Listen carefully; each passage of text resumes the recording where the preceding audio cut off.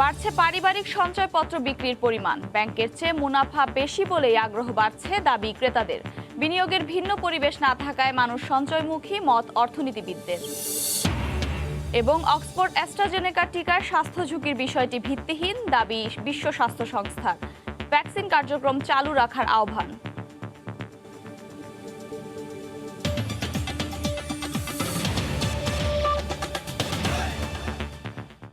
ভোরের সময় সঙ্গে আছে আমি আফরোজা মৌটুসী। পারিবারিক সঞ্চয়পত্রেই আস্থা বাড়ছে সাধারণ মানুষের। গত বছরের অর্থ বছরের পুরো সময়ে এ খাতের সঞ্চয়পত্রের নিট বিক্রি ছিল ৩,৩০০ কোটি টাকা। চলতি বছরের 7 মাসেই বিক্রি হয়েছে 13,000 কোটি টাকা। ক্রেতারা বলছেন লাভের পরিমাণ বেশি বলেই সঞ্চয়পত্র কিনছেন তারা। বিনিয়োগের ভিন্ন পরিবেশ না থাকায় মানুষ সঞ্চয়মুখী বলে মনে করেন অর্থনীতিবিদরা।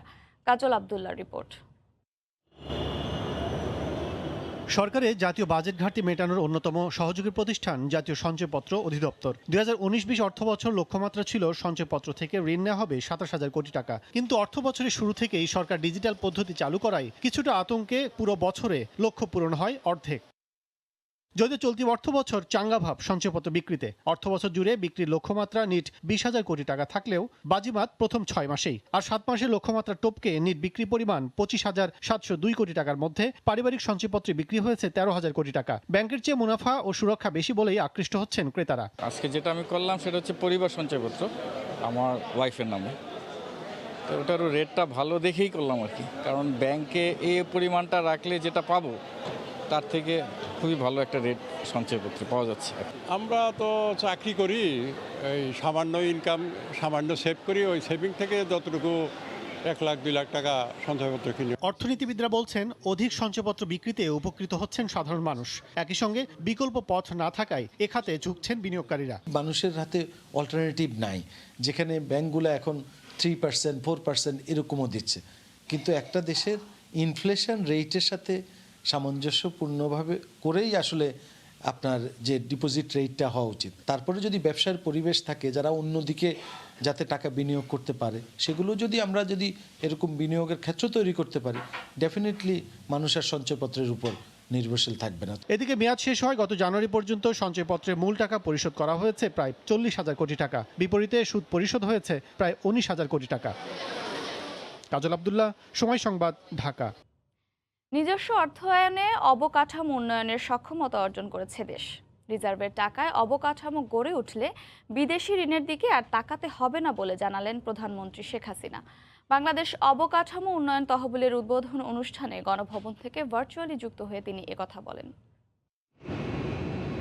দেশে বর্তমানে যেসব উন্নয়ন কর্মকাণ্ড বাস্তবায়িত হচ্ছে তার অধিকাংশই বিদেশ থেকে নেয়া ঋণে। বড় অবকাঠামোর মাধ্যমে দেশের উন্নয়নে বিনিয়োগ করতেও বিদেশ নির্ভরতা কমানোর পথে হাঁটছে সরকার। করোনাকালের ধাক্কা সামলেও রেমিট্যান্সে ভর করে বৈদেশিক মুদ্রার রিজার্ভ প্রথমবারের মতো 43 বিলিয়ন মার্কিন ডলারে উন্নীত হয়েছে। শুভ উদ্বোধন আমি ঘোষণা করছি। রিজার্ভের টাকা থেকে উন্নয়ন কার্যক্রম চালাতে এবার বাংলাদেশ অবকাঠামো উন্নয়ন তহবিল নামে নতুন একটি তহবিল উদ্বোধন করলেন প্রধানমন্ত্রী। সোমবার সকালে গণভবন থেকে ভিডিও কনফারেন্সে অর্থ মন্ত্রণালয়ে সংযুক্ত হয়ে এই তহবিলের কার্যক্রম চালু করা হয়। সেটা আমরা চালু করেছি। আর প্রধানমন্ত্রী বলেন, উন্নয়নশীল দেশ হিসেবে চ্যালেঞ্জ অতিক্রম করেই সামনে এগিয়ে যেতে হবে। বারবার শুধু অন্যের কাছে হাত পাতা বা কারো কাছে ধার না করে আমরা আমাদের নিজেদের অর্থ দিয়েই নিজেদের অবকাঠামো উন্নয়ন আমরা নিজেরা নিজেদের অর্থ থেকেই আমরা ব্যয় করতে পারি। দেশের উন্নয়নে নিজস্ব অর্থনীতিকে প্রাধান্য দিয়ে মর্যাদা বাড়াতে হবে জানিয়ে এই তহবিল থেকে পায়রা বন্দরের উন্নয়নের গুরুত্ব তুলে ধরেন সরকার প্রধান। সেখানে এই রামনাবাদ ড্রেজিংয়ের জন্য প্রথম যে অর্থটা প্রয়োজন হবে সেটা আমরা এই ফান্ড থেকে দিতে যাচ্ছি। শুধু উন্নয়নশীল দেশ না, আমরা আমাদের নিজস্ব অর্থায়নে অবকাঠামো উন্নয়ন করার সক্ষমতাও অর্জন করেছি। এর আগে এই নতুন তহবিলের আওতায় রাবনাবাদ চ্যানেল খননের মাধ্যমে পায়রা বন্দরের কার্যক্রম বাড়ানোর জন্য অর্থ বিভাগ, পায়রা বন্দর কর্তৃপক্ষ ও সোনালী ব্যাংকের মধ্যে ত্রিপক্ষীয় চুক্তি সই করেন সংশ্লিষ্টরা। দেবাশিস রায়, সময় সংবাদ, ঢাকা। 27 মার্চ প্রধানমন্ত্রী শেখ হাসিনা এবং ভারতের প্রধানমন্ত্রী নরেন্দ্র মোদীর একান্ত বৈঠক অনুষ্ঠিত হবে। বৈঠকে তিস্তা সহ দুই দেশের স্বার্থ সংশ্লিষ্ট সব ইস্যুতে আলোচনা হবে জানিয়ে পররাষ্ট্রমন্ত্রী একে আব্দুল মোমেন বললেন, তবে কোনো চুক্তি হবে না। সোমবার সকালে রাজধানীতে ফরেন সার্ভিস একাডেমিতে আয়োজিত অনুষ্ঠানে তিনি একথা বলেন। মোদীর সফরে ভারতের সঙ্গে 3টি সমঝোতা স্মারক সই হওয়ার কথা রয়েছে। বাংলাদেশের স্বাধীনতার সুবর্ণ জয়ন্তী উদযাপনে 26শে মার্চ ঢাকায় পা রাখবেন বাংলাদেশের সবচেয়ে বন্ধুপ্রতিম দেশ ভারতের প্রধানমন্ত্রী নরেন্দ্র মোদী। সেদিনই জাতীয় স্মৃতিসৌধে মুক্তিযুদ্ধের শহীদদের প্রতি শ্রদ্ধা নিবেদন করবেন। জাতীয় প্যারেড গ্রাউন্ডে আয়োজিত অনুষ্ঠানে বক্তব্য শেষে প্রধানমন্ত্রী শেখ হাসিনার সঙ্গে যৌথভাবে বঙ্গবন্ধু বাপুর ডিজিটাল প্রদর্শনীর উদ্বোধনও করবেন নরেন্দ্র মোদী। পরদিন 27শে মার্চ টুঙ্গিপাড়ায় বঙ্গবন্ধুর প্রতিকৃতিতে শ্রদ্ধা নিবেদন শেষে প্রধানমন্ত্রী শেখ হাসিনার সঙ্গে একান্ত বৈঠকে বসবেন ভারতের প্রধানমন্ত্রী। বৈঠকে তিস্তা সহ দ্বিপাক্ষিক সব ইস্যুতেই দুই দেশের সরকার প্রধান আলোচনা করবেন। 27শে মার্চ বিকেলে দুই প্রধানমন্ত্রীর মধ্যে একান্ত বৈঠক ছাড়াও প্রতিনিধি পর্যায়ে দ্বিপাক্ষিক বৈঠক অনুষ্ঠিত হবে। বৈঠকে দুই দেশের স্বাস্থ্য সংশ্লিষ্ট বিভিন্ন বিষয় আলোচিত হবে বলে আমরা আশা করছি। তিস্তা চুক্তির বিষয়ে ভারতের অবস্থান সন্তোষজনক জানিয়ে পররাষ্ট্রমন্ত্রী জানান, এখন শুধুই অপেক্ষার পালা। তিস্তা চুক্তির প্রতিটি পেজে সচিব পর্যায়ে সই করে আছে। ভারত সরকার বারবার আমাদের অঙ্গীকার করেছেন যে দে স্ট্যান্ড বাই এই চুক্তি। প্রধানমন্ত্রী শেখ হাসিনা ও নরেন্দ্র মোদীর মধ্যকার বৈঠকে 3টি সমঝোতা স্মারক স্বাক্ষর হবে। ঘোষণা আসবে কয়েকটি প্রকল্প উদ্বোধনের। বৈঠকের প্রান্তিকে দুই প্রধানমন্ত্রীর উপস্থিতিতে কিছু সমঝোতা স্মারক স্বাক্ষর এবং কয়েকটি প্রকল্প উদ্বোধনের সম্ভাবনা রয়েছে। মোদীর ঢাকা সফরের মধ্য দিয়ে প্রতিবেশী দুই দেশের বন্ধুত্বপূর্ণ সম্পর্ক আরও জোরদার হবে বলে আশা জানান পররাষ্ট্রমন্ত্রী।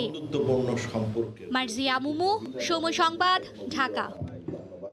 গেল এক সপ্তাহে বিপদসীমা অতিক্রম করেছে করোনা সংক্রমণ। সবশেষ গত একদিনে গেল 2.5 মাসে সর্বোচ্চ 26 জনের মৃত্যু হয়েছে।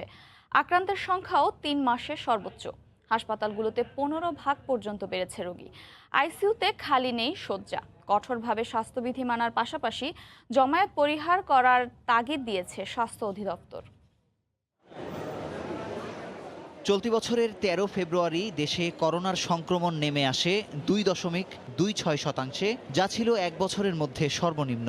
এর 24 দিন পর অর্থাৎ 9 মার্চ বিপজ্জনক সীমা অতিক্রম করে পৌঁছে যায় 5.13%। এর 4 দিন পর 7% পার হয়ে এক লাফে 9% ছাড়িয়ে যায় সোমবার।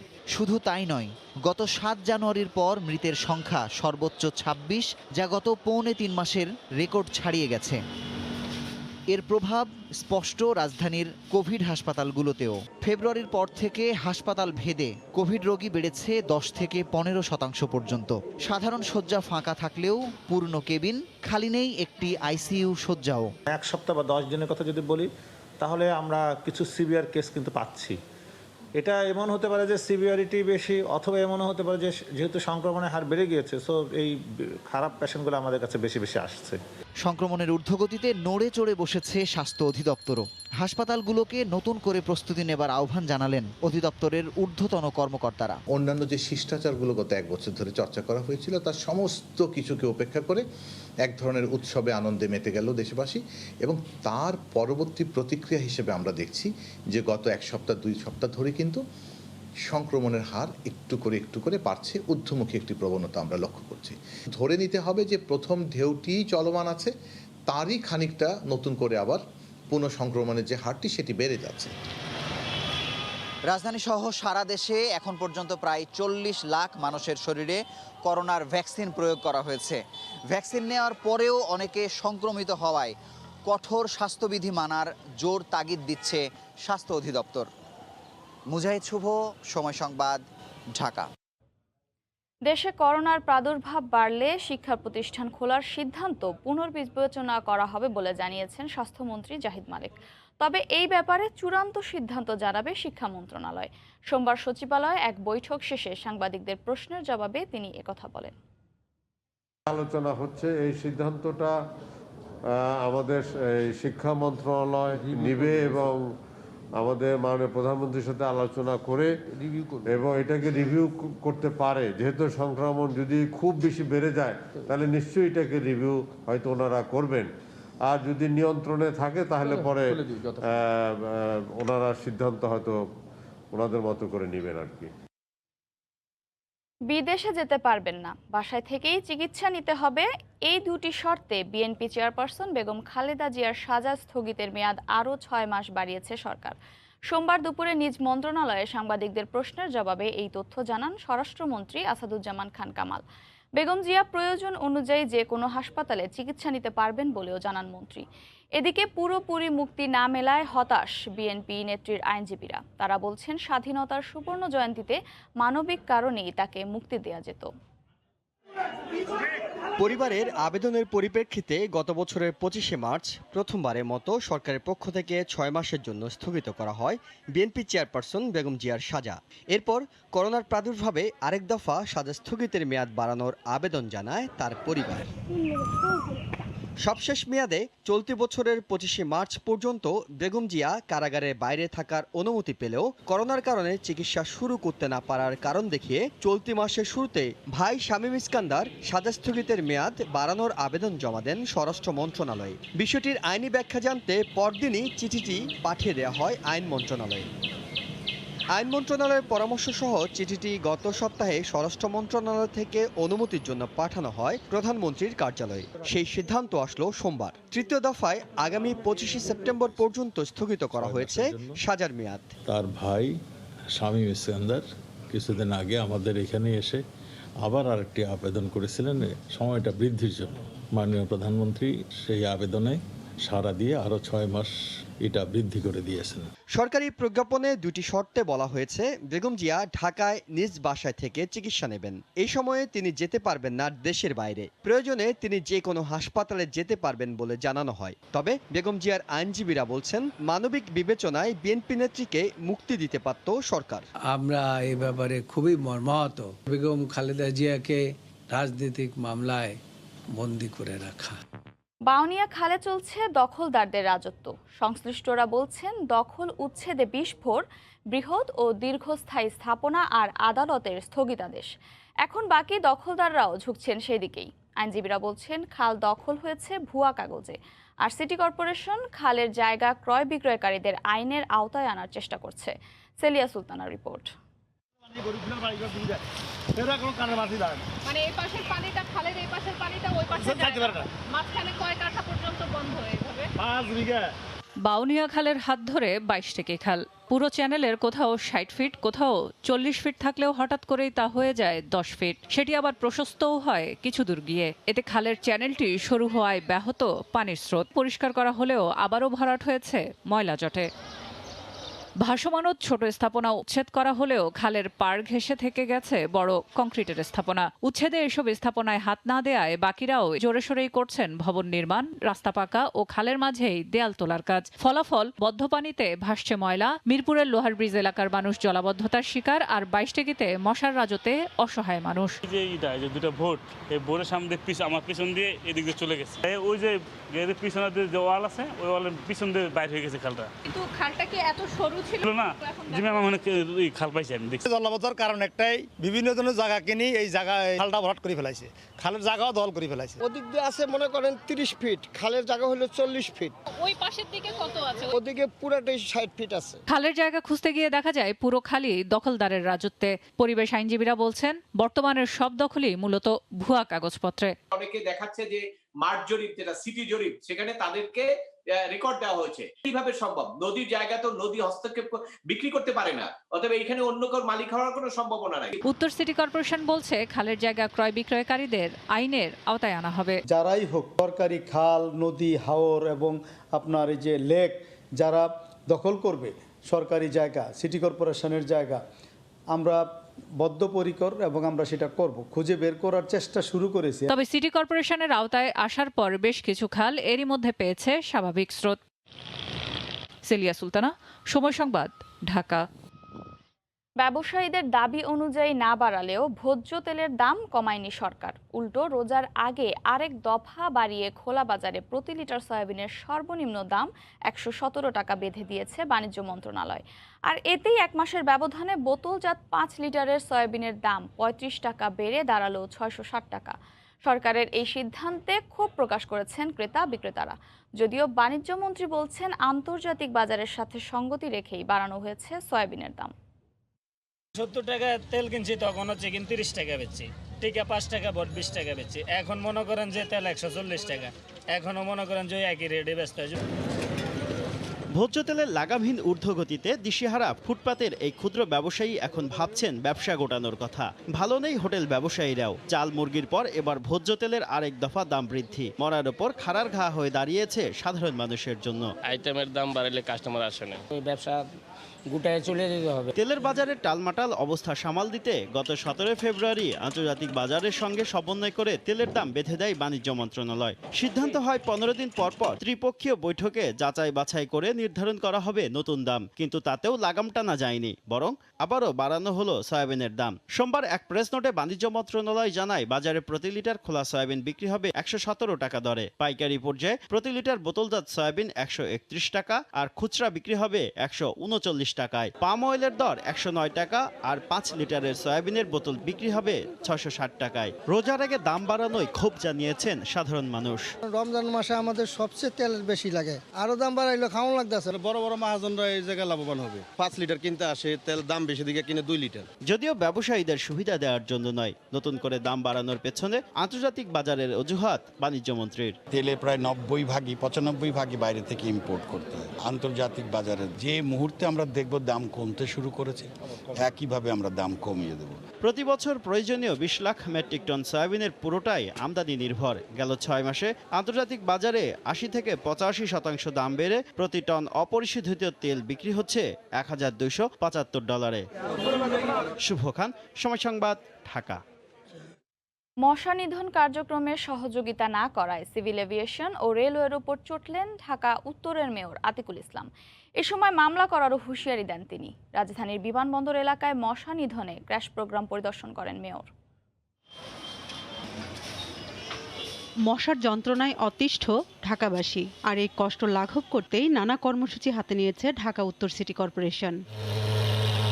এরই অংশ হিসেবে সোমবার সকালে বিমানবন্দর রেল স্টেশন ও আশকোনা হজ ক্যাম্প এলাকায় মশা নিধনের নিয়মিত ক্র্যাশ প্রোগ্রাম পরিদর্শনে আসেন মেয়র আতিকুল ইসলাম। সেখানে মশার লার্ভা পাওয়ায় রেলওয়ে ও সিভিল এভিয়েশন কর্তৃপক্ষের সমালোচনা করে তাদের বিরুদ্ধে অসহযোগিতার অভিযোগ করেন তিনি। মশার কোনো বাউন্ডারি ওয়াল নেই, আমরা কিছুটা পদ্ধতিগত চেঞ্জ করেছি। আপনারা দেখেছেন যে সকালবেলা আমরা ফগিং করছি বদ্ধ ড্রেনের ভিতরে। 7 নম্বর অঞ্চলের পিছনে টোটালটাই হচ্ছে ম্যাক্সিমাম সিভিল এভিয়েশনের। এটার ভিতরে কোটি কোটি কোটি লার্ভা। আমি বলেছি আজকে সিভিল এভিয়েশন এবং রেলওয়ের যে দায়িত্বে যারা আছে তাদের নামে রীতিমতো মামলা রুজু করার জন্য আমি বলেছি নিয়মিত মামলা হবে। নগরবাসীকে স্বস্তি দিতে মশা নিধনের সর্বোচ্চ চেষ্টা করা হচ্ছে জানিয়ে মেয়র বলেন, সমন্বিত উদ্যোগ ছাড়া এ কার্যক্রম সফল হবে না। আমরা ভেহিকল মাউন্টেন আনছি, আমরা বায়োমেট্রিক পদ্ধতিতে যাচ্ছি, আমরা ট্র্যাকার পদ্ধতিতে যাচ্ছি, কিন্তু এই যদি অবস্থা যদি হয় এতে কোনো লাভ হবে না। কিন্তু এতে কোনো লাভ হবে না যদি সকলে যদি দায়িত্ব। 2.5 বছর পর পিকে হালদারের বিদেশে পালিয়ে যাওয়া নিয়ে মুখোমুখি দুদক ও ইমিগ্রেশন। দুদক বলছে দেশ ছাড়ার 4.5 ঘন্টা আগেই ইমিগ্রেশনকে চিঠি দেওয়া হয়, আর ইমিগ্রেশন বলছে সীমান্ত পাড়ি দেওয়ার পর চিঠি হাতে পান তারা। উচ্চ আদালত বলছেন কার গাফিলতিতে পিকে হালদার দেশ ছেড়েছে তা খুঁজে বের করতে হবে। অর্থ পাচার করে দেশের কয়েকটি আর্থিক প্রতিষ্ঠানকে ধ্বংসের প্রান্তে নিয়ে যাওয়া পিকে হালদারের সহযোগী হিসেবে নাম আসার পরেও বাংলাদেশ ব্যাংকের সাবেক ডেপুটি গভর্নর এসকে সুর ও বর্তমান নির্বাহী পরিচালক শাহ আলমকে কেন এখনও গ্রেফতার করছে না তাই নিয়ে বিস্ময় প্রকাশ করেছেন হাইকোর্ট। হাজার হাজার কোটি টাকা নিয়ে পিকে হালদার দেশ ছাড়ার প্রায় 2.5 বছর পর তা নিয়ে দেখা দিয়েছে বিতর্ক। বিদেশ যাত্রায় নিষেধাজ্ঞার তথ্য পিকে কিভাবে জানলো, আর নিষেধাজ্ঞার পরও সে কিভাবে সীমান্ত পাড়ি দিল, এই দুটি প্রশ্নই ঘুরে ফিরে আসছে। আর এই দুই বিষয়ে এখন মুখোমুখি দুদক ও ইমিগ্রেশন। দুদক বলছে চিঠি ইস্যুর পরদিন সকাল 10:30টায় ইমিগ্রেশনকে অবহিত করা হয়, জানানো হয় হোয়াটসঅ্যাপেও। যদিও ইমিগ্রেশন বলছে যশোর বেনাপোল সীমান্ত পার হওয়ার পর তারা নিষেধাজ্ঞার চিঠিটি হাতে পান। 1 ঘন্টা আগে বেনাপোল ইমিগ্রেশন কর্তৃপক্ষ আমার নিষেধাজ্ঞা পেয়েছে। এখন এই দায় যদি আমার উপর চাপানো হয়, আমি মনে করি এটা উচিত হবে না। চিঠিটা পাওয়ার 2 ঘন্টা 8 মিনিট 30 সেকেন্ড আগেই সে বাংলাদেশ ত্যাগ করেছে।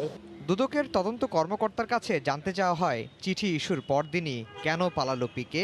তাহলে কি চিঠিকেও ফাঁস করেছে? পিকে হালদার সম্পর্কে তখন কিন্তু অফিসিয়ালি কোনো অভিযোগ ছিল না দুদকে। অফিসিয়ালি অভিযোগ আসছে পিকে হালদারের কাছে 28 তারিখ, অর্থাৎ পিকে হালদার চলে যাওয়ার 5 দিন পরে। আদালত বলেছেন, কাদের গাফিলতি ও সহায়তায় পিকে হালদার দেশ ছেড়েছে তাদের খুঁজে বের করা হবে। এটা হয়তো কোর্ট বিবেচনা করবে, এটা কোনো নিরপেক্ষ সংস্থার মাধ্যমে কোনো তদন্ত করা কিনা। এদিকে পিকে হালদারের অর্থ পাচার ইস্যুতে তার সহযোগী নাহিদা রুনাই ও বাংলাদেশ ব্যাংকের সাবেক কর্মকর্তা এসকেশ্বর চৌধুরীকে কেন গ্রেফতার করা হচ্ছে না তা নিয়ে প্রশ্ন তুলেছেন উচ্চ আদালত। আফজাল হোসেন, সময় সংবাদ, ঢাকা। দীর্ঘদিন ধরেই পর্যটন ও স্থানীয়রা দাবি জানিয়ে আসছিল কক্সবাজার সৈকতকে আন্তর্জাতিক মানের আদলে সাজানো হোক। অবশেষে হাতে নেওয়া হয়েছে কক্সবাজার সমুদ্র সৈকতের তীর ঘেঁষে সুড়ঙ্গের আদলে 12 ফুট উচ্চতায় 12 কিলোমিটার দৃষ্টিনন্দন সড়ক তৈরির প্রকল্প। থাকবে সুড়ঙ্গের ভেতরে বিনোদনের সব সুযোগ সুবিধাও। এটি বাস্তবায়িত হলে সৈকতের চেহারাই পাল্টে যাবে বলছেন পর্যটন সংশ্লিষ্টরা। আরও জানাচ্ছেন সুজাউদ্দিন রুবেল। বিশ্বের দীর্ঘতম সমুদ্র সৈকত কক্সবাজার। সুড়ঙ্গের আদলে 12 ফুট উচ্চতায় সৈকতের তীর ঘেঁষে তৈরি হবে 12 কিলোমিটারের দৃষ্টিনন্দন সড়ক। সুড়ঙ্গের ভেতরে থাকবে শপিং মল, উন্নত মানের রেস্তোরাঁ, কফি শপ, মালামাল রাখার লকার, ওয়াশরুম, চেয়ারে বসে কাচের জানালা দিয়ে সমুদ্র দেখা সহ বিনোদনের আধুনিক সব সুযোগ সুবিধা। সড়কের পশ্চিম পাশে বা সমুদ্রের দিকে থাকবে বাইসাইকেল ও পায়ে হাঁটার পৃথক রাস্তা। থাকবে সমুদ্র তলদেশের প্রাণী জগতের রহস্য দেখার অ্যাকুরিয়াম। সড়কের মোড়ে মোড়ে দাঁড়িয়ে থাকবে দৃষ্টিনন্দন ভাস্কর্য। থাকবে বিনোদন পার্ক, মুক্তমঞ্চ ও বিদেশি পর্যটকদের অবকাশ যাপনের ব্যবস্থা। মূলত দীর্ঘদিন ধরে গিঞ্জি সৈকতের বালুচরে ঝুপড়ি, দোকানপাট, ময়লা আবর্জনা আর অব্যবস্থাপনা, যা দেখে মুখ ফিরিয়ে নেন পর্যটকরা। এই অবস্থায় সৈকতকে আন্তর্জাতিক মানের আদলে সাজানোর দাবি পর্যটক ও স্থানীয়দের। এটা যদি একটু সাজানো গোছানো থাকে আমার মধ্যে ভালো লাগতো আর কি। এটা যদি আমাদেরকে সুন্দরভাবে করে দেওয়া হয় তাহলে আমাদের ব্যবসা প্রতিষ্ঠানটা আরো ভালো হবে। পানি উন্নয়ন বোর্ডের কর্মকর্তা জানান, জাতীয় অর্থনৈতিক পরিষদের নির্বাহী কমিটিতে উত্থাপনের জন্য বহুমুখী সড়ক প্রকল্পটি পরিকল্পনা মন্ত্রণালয়ে আছে। বাঁধের গোড়ায় সাইকেলওয়ে, ওয়াকওয়ে, শিশুদের জন্য পার্ক অন্তর্ভুক্ত করে এই প্রকল্পটির প্রস্তাবনা প্রণয়ন করা হয়েছে। পর্যটন সংশ্লিষ্টরা বলছেন, সৈকতের তীরকে দৃষ্টিনন্দন করার মাধ্যমে পর্যটনের সম্ভাবনা খুলবে, পাশাপাশি দেশি বিদেশি পর্যটকদের আকর্ষণও বাড়বে। বাচ্চাদের জন্য কোনো সময় খেলার কথা, বড়দের জন্য কোনো সময় ডিফারেন্ট একটা টাইপের অ্যামিউজমেন্ট পার্ক করা। তারপর দেখা যাচ্ছে যে আমাদের ওয়াটার স্পোর্টসের জন্য জায়গা ফিক্সড করে রাখা। যদি এক জায়গা থেকে ঠিকভাবে এক্সপার্ট দিয়ে কন্ট্রোল করা যায়, ট্যুরিস্ট আকৃষ্ট হবে। 12 কিলোমিটারের সড়কটি তৈরিতে ব্যয় হবে 2051,54,00,000 টাকা। আর প্রকল্পটি বাস্তবায়নের সময় লাগবে 4 বছর। নানা অব্যবস্থাপনার কারণে বিশ্বের দীর্ঘতম সমুদ্র সৈকত হলেও গেল কয়েক বছর ধরে খুব বেশি পদচারণা দেখা যায়নি বিদেশি পর্যটকের। তবে এই পরিকল্পনা বাস্তবায়িত হলে পাল্টে যাবে কক্সবাজারের পর্যটনের চিত্র। সে সঙ্গে আমূল পরিবর্তন আসবে স্থানীয়দের জীবনযাত্রায়, এমনটাই মনে করছেন বিশেষজ্ঞরা। সুজাউদ্দিন রুবেল, সময় সংবাদ, কক্সবাজার। অমর একুশে গ্রন্থমেলা ঘিরে বাংলা একাডেমি ও সোহরাওয়ার্দী উদ্যানে চলছে জোর প্রস্তুতি। নির্দিষ্ট সময়ের মধ্যেই কাজ শেষ করার আশা প্রকাশকদের। অন্যদিকে করোনা প্রতিরোধে নানা পদক্ষেপ নেওয়ার কথা জানিয়ে আয়োজক প্রতিষ্ঠান দৃষ্টিনন্দন ও পাঠক বান্ধব মেলার প্রতিশ্রুতি দিয়েছেন। তানজিলা খান মিমের রিপোর্ট। প্রাঙ্গণ বিন্যাসের কাজ শেষ হয়েছে এরই মধ্যে। এখন নানা উপকরণে চলছে স্টল তৈরির কাজ। বাঙালির প্রাণের মেলাকে কেন্দ্র করে বাংলা একাডেমি ও সোহরাওয়ার্দী উদ্যানে কারো যেন দম ফেলার ফুসরত নেই। কাজে খুব ব্যস্ত, খাওয়ার সময় পাইতেছি না। চেষ্টা আছে কাজটা 8 তারিখের মধ্যে তোলার জন্য।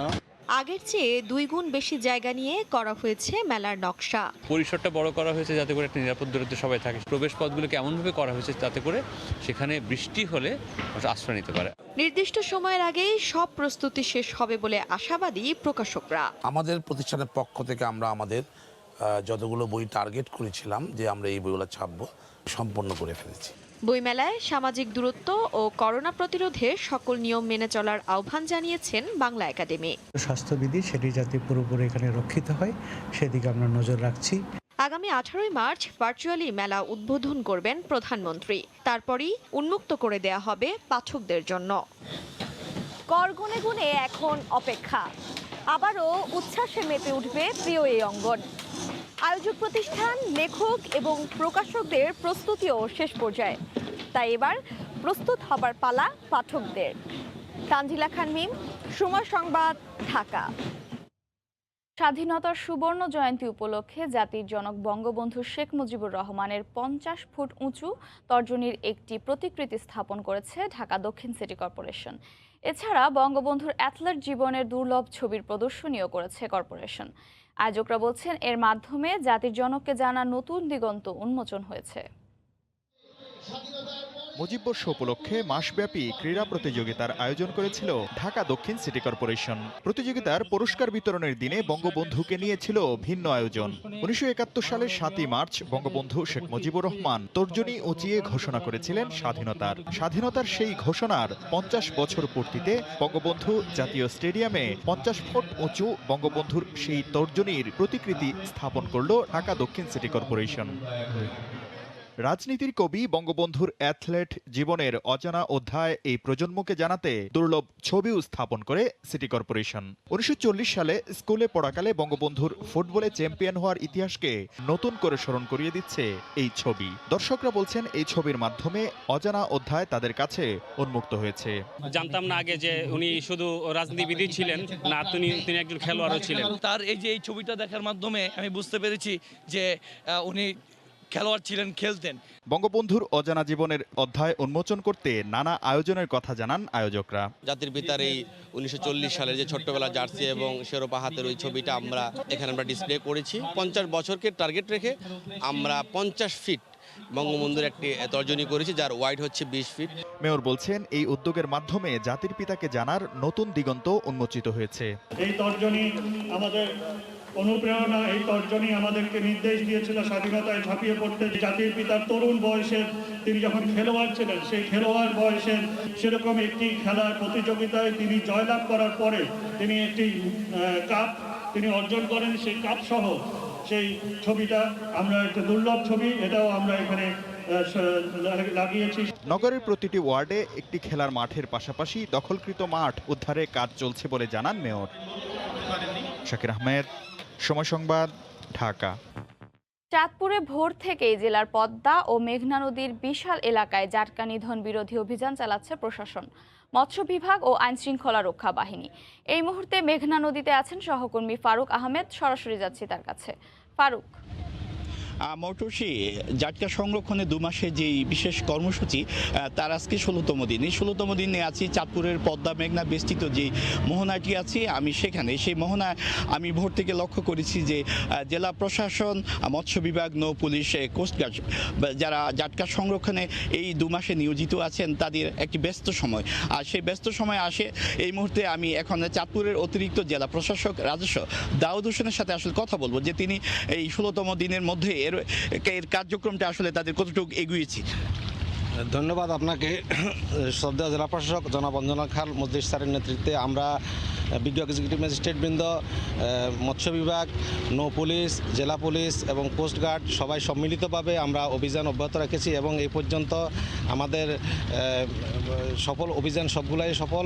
134টা অভিযান হয়েছে এবং মোবাইল কোর্টও অব্যাহত আছে এবং জেলেদেরকে সরকারের পক্ষ থেকে চাল দেওয়া হচ্ছে। ধন্যবাদ দাউদ হোসেন। আসলে তিনি যেমনটি জানিয়েছিলেন যে জেলেদের প্রণোদনা দেওয়ার জন্য, অর্থাৎ এই 2 মাসের জন্য যারা বেকার জেলে তাদেরকে প্রণোদনা দেওয়ার জন্য তাদের যে প্রয়াসটি, আসলে সেই প্রয়াসটি তিনি আমাকে জানিয়েছেন। তো আমি এখানে যে চাঁদপুরের উত্তরের 60 নল থেকে দক্ষিণে চরভরবি 70 কিলোমিটার এলাকায় যে বিশাল নদী, যেখানে জাটকার একটা অভয় আশ্রম অর্থাৎ জাটকা বিচরণের একটি পরিবেশ বিরাজ করছে, সেই পরিবেশটি নিশ্চিত করার জন্য নৌ পুলিশের পক্ষ থেকে নানা উদ্যোগ নেওয়া হয়েছে। আমি জানি যতটুকু যে চাঁদপুরে একটি নৌ থানা আছে, একই সঙ্গে 5টি ফাঁড়ি আছে। সব মিলিয়ে এখানে প্রায় শতাধিক জনবল নিয়ে চাঁদপুরের যিনি নৌ পুলিশে এই চাঁদপুর জোন আছেন সেই জোনের যিনি প্রধান প্রধান পুলিশ সুপার মোহাম্মদ কামরুজ্জামান তিনি আমাকে জানাবেন যে আসলে আপনাদের এই নতুন নতুন যে উদ্যোগগুলো সেই উদ্যোগগুলো কেমন। ধন্যবাদ। জাটকা বিরোধী অভিযান সফল করার জন্য বাংলাদেশ নৌ পুলিশ বদ্ধপরিকর। আমরা জেলেদেরকে কিছুদিন নদীতে মাছ ধরতে দিচ্ছি না, মাছ পরিবহন আমরা করতে দিচ্ছি না এবং মাছ বিক্রি করতে দিচ্ছি না। আপনারা জানেন যে গতকাল আমরা হরিণাঘাট থেকে কিন্তু 3000 কেজি মাছ কিন্তু আমরা জব্দ করেছি। কাজেই যেভাবে আমরা মাছ জব্দ করেছি এবং বিভিন্নভাবে আমরা প্রতিবন্ধকতা তৈরি করেছি, এতে জেলেদের কিন্তু মাছ ধরার জন্য একটা প্রতিকূল একটা পরিবেশের সৃষ্টি হচ্ছে এবং আমরা নিয়মিত নৌটহল দিচ্ছি এবং আগের যে নৌটহল অনেক বেশি পরিমাণে বৃদ্ধি করেছি, যার ফলে নদীতে কিছুদিন জাল ফেলতে না পারে। এবং গত মাসে আপনারা জানেন আমরা 1,80,00,000 বর্গমিটার আমরা জাল ও কারেন্ট জাল জব্দ করেছি। ধন্যবাদ। ধন্যবাদ। আমাকে নৌ পুলিশের চাঁদপুর জুনিয়র প্রধান মোহাম্মদ কামরুজ্জামান পুলিশ সুপার তিনি যেমনটি জানিয়েছেন, আসলে জাটকা যারা নিধন করে কতিপয় জেলে, অর্থাৎ এখানকার আসলে 99% জেলে সরকার যে আইন আছে অর্থাৎ নিষেধাজ্ঞা সেটি মেনে চলছে, আর 1% জেলে যারা আনাড়িপনার মধ্য দিয়ে এখনও জাটকা নিধনে ব্যস্ত থাকছেন, তাদেরকে নিবৃত করার জন্য তাদের প্রয়াসটি চালাচ্ছেন, সেই কথাটি তিনি আমাকে জানিয়েছেন। আরেকটি কথা আমি আপনাকে জানাতে চাই যে মৌটুসী চাঁদপুরের যেই পদ্মা মেঘনা যে বিশাল অভয়াশ্রম আছে, আসলে সেখানে এই যে জাটকা সংরক্ষণের যে উদ্যোগ, আসলে এটি এক পর্যায়ে আমি বলবো যে অনেকটা সফল। কারণ এখানে এই যে আইন শৃঙ্খলা রক্ষাকারী বাহিনী, বিশেষ করে নৌ পুলিশ, কোস্ট গার্ড, একের সঙ্গে প্রশাসন অর্থাৎ জেলা প্রশাসন, মৎস্য বিভাগ, তারা যৌথভাবে কাজটি করছেন। আরেকটি কথা আমি জানিয়ে রাখি যে একটা কথা চালু আছে যে ইঁদুর বেড়াল খেলা, আসলে ইঁদুর বেড়াল খেলার যে শেষ সময়টি সেটি আসলে এক সময় ইঁদুর পরাস্ত হয় বেড়ালের কাছে। আর এখানকার যেই জাটকা সংরক্ষণের যে পরিস্থিতি আমি সেটি লক্ষ্য করেছি। অর্থাৎ গতকালকে চাঁদপুরে নৌ পুলিশের একটা বড় অর্জন ছিল, সেটি হলো যে বহরিয়া এলাকা সদর উপজেলার সেখানে একটি বড় জাটকা চালান তারা জব্দ করতে সক্ষম হয়েছে এবং এর পেছনে কারা জড়িত আছেন তাদেরও খুঁজে বের করার জন্য তারা সেই ব্যবস্থাটি নিয়েছেন। আর জেলা প্রশাসক যিনি চাঁদপুরের জেলা প্রশাসক অঞ্জনা খান মজলিস, তিনি জেলা জাটকা সংরক্ষণ টাস্ক ফোর্সের প্রধান, তিনি প্রতিনিয়ত যোগাযোগ রাখছেন, যারা নদীতে অভিযান করছেন তাদের সঙ্গে কথা বলছেন। একের সঙ্গে জেলে যারা আছেন অর্থাৎ নদীতে যারা জীবিকা নির্বাহ করে অর্থাৎ মাছ ধরে জীবিকা নির্বাহ করে সেই জেলেদের নিয়ে প্রতিনিয়ত তিনি সভা সমাবেশ করছেন। অর্থাৎ জেলেদেরকে এই 2 মাস ধৈর্য ধরার জন্য তিনি সব ধরনের আকুতি মিনতি করে তিনি নদী পাড়ে ঘুরে বেড়াচ্ছেন। তো আমি গতকালও জেলা প্রশাসকের সঙ্গে কথা বলেছি, তিনি আমাকে জানিয়েছেন যে আসলে এই যে জাটকা সংরক্ষণের যে বিশাল যে নদী এলাকাটি আছে সেটি আসলে প্রশাসনের একা উদ্যোগ নেওয়া সম্ভব হচ্ছে না। এর সঙ্গে আসলে যারা জনপ্রতিনিধি আছেন, অন্যান্য সংস্থার লোকজন আছেন, সচেতন সুধী মহল আছেন, সবার যদি ঐক্যবদ্ধ প্রয়াস হয় তাহলে এই জাটকা সংরক্ষণ যে একটা পরিবেশ সেটি বজায় রাখা সম্ভব হবে।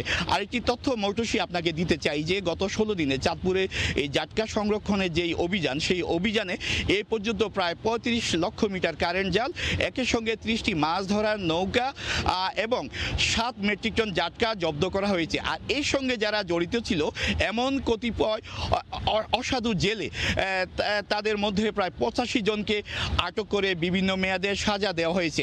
আরেকটি কথা বলে রাখি যে আসলে চাঁদপুরের এই যে পদ্মা মেঘনা, আমি বরাবরে বলছি যে দেশে যে 6টি অভয় আশ্রম আছে যেখানে জাটকা বিচরণের জন্য মার্চ এপ্রিল 2 মাসকে চিহ্নিত করা হয়েছে, সেক্ষেত্রে চাঁদপুরের পদ্মা মেঘনা হচ্ছে জাটকা বিচরণের সবচেয়ে চমৎকার পরিবেশ। অর্থাৎ এখানকার নদীর তলদেশ এবং নদীর উপরিভাগ অর্থাৎ পানির নিচে এবং উপরে যেই পরিবেশটি আছে প্রাকৃতিকভাবে সেটি জাটকার একটি সুষম খাদ্য। অর্থাৎ এখানে প্ল্যাঙ্কটন নামে এক ধরনের উদ্ভিদও আছে যেটি পানির নিচে থাকে এবং জাটকা এবং মা ইলিশ, এই 2 শ্রেণীর ইলিশ তারা কিন্তু এটি খেয়ে তাদের বেড়ে ওঠার তাদের যে শারীরিক গঠন সেটি তৈরি করে।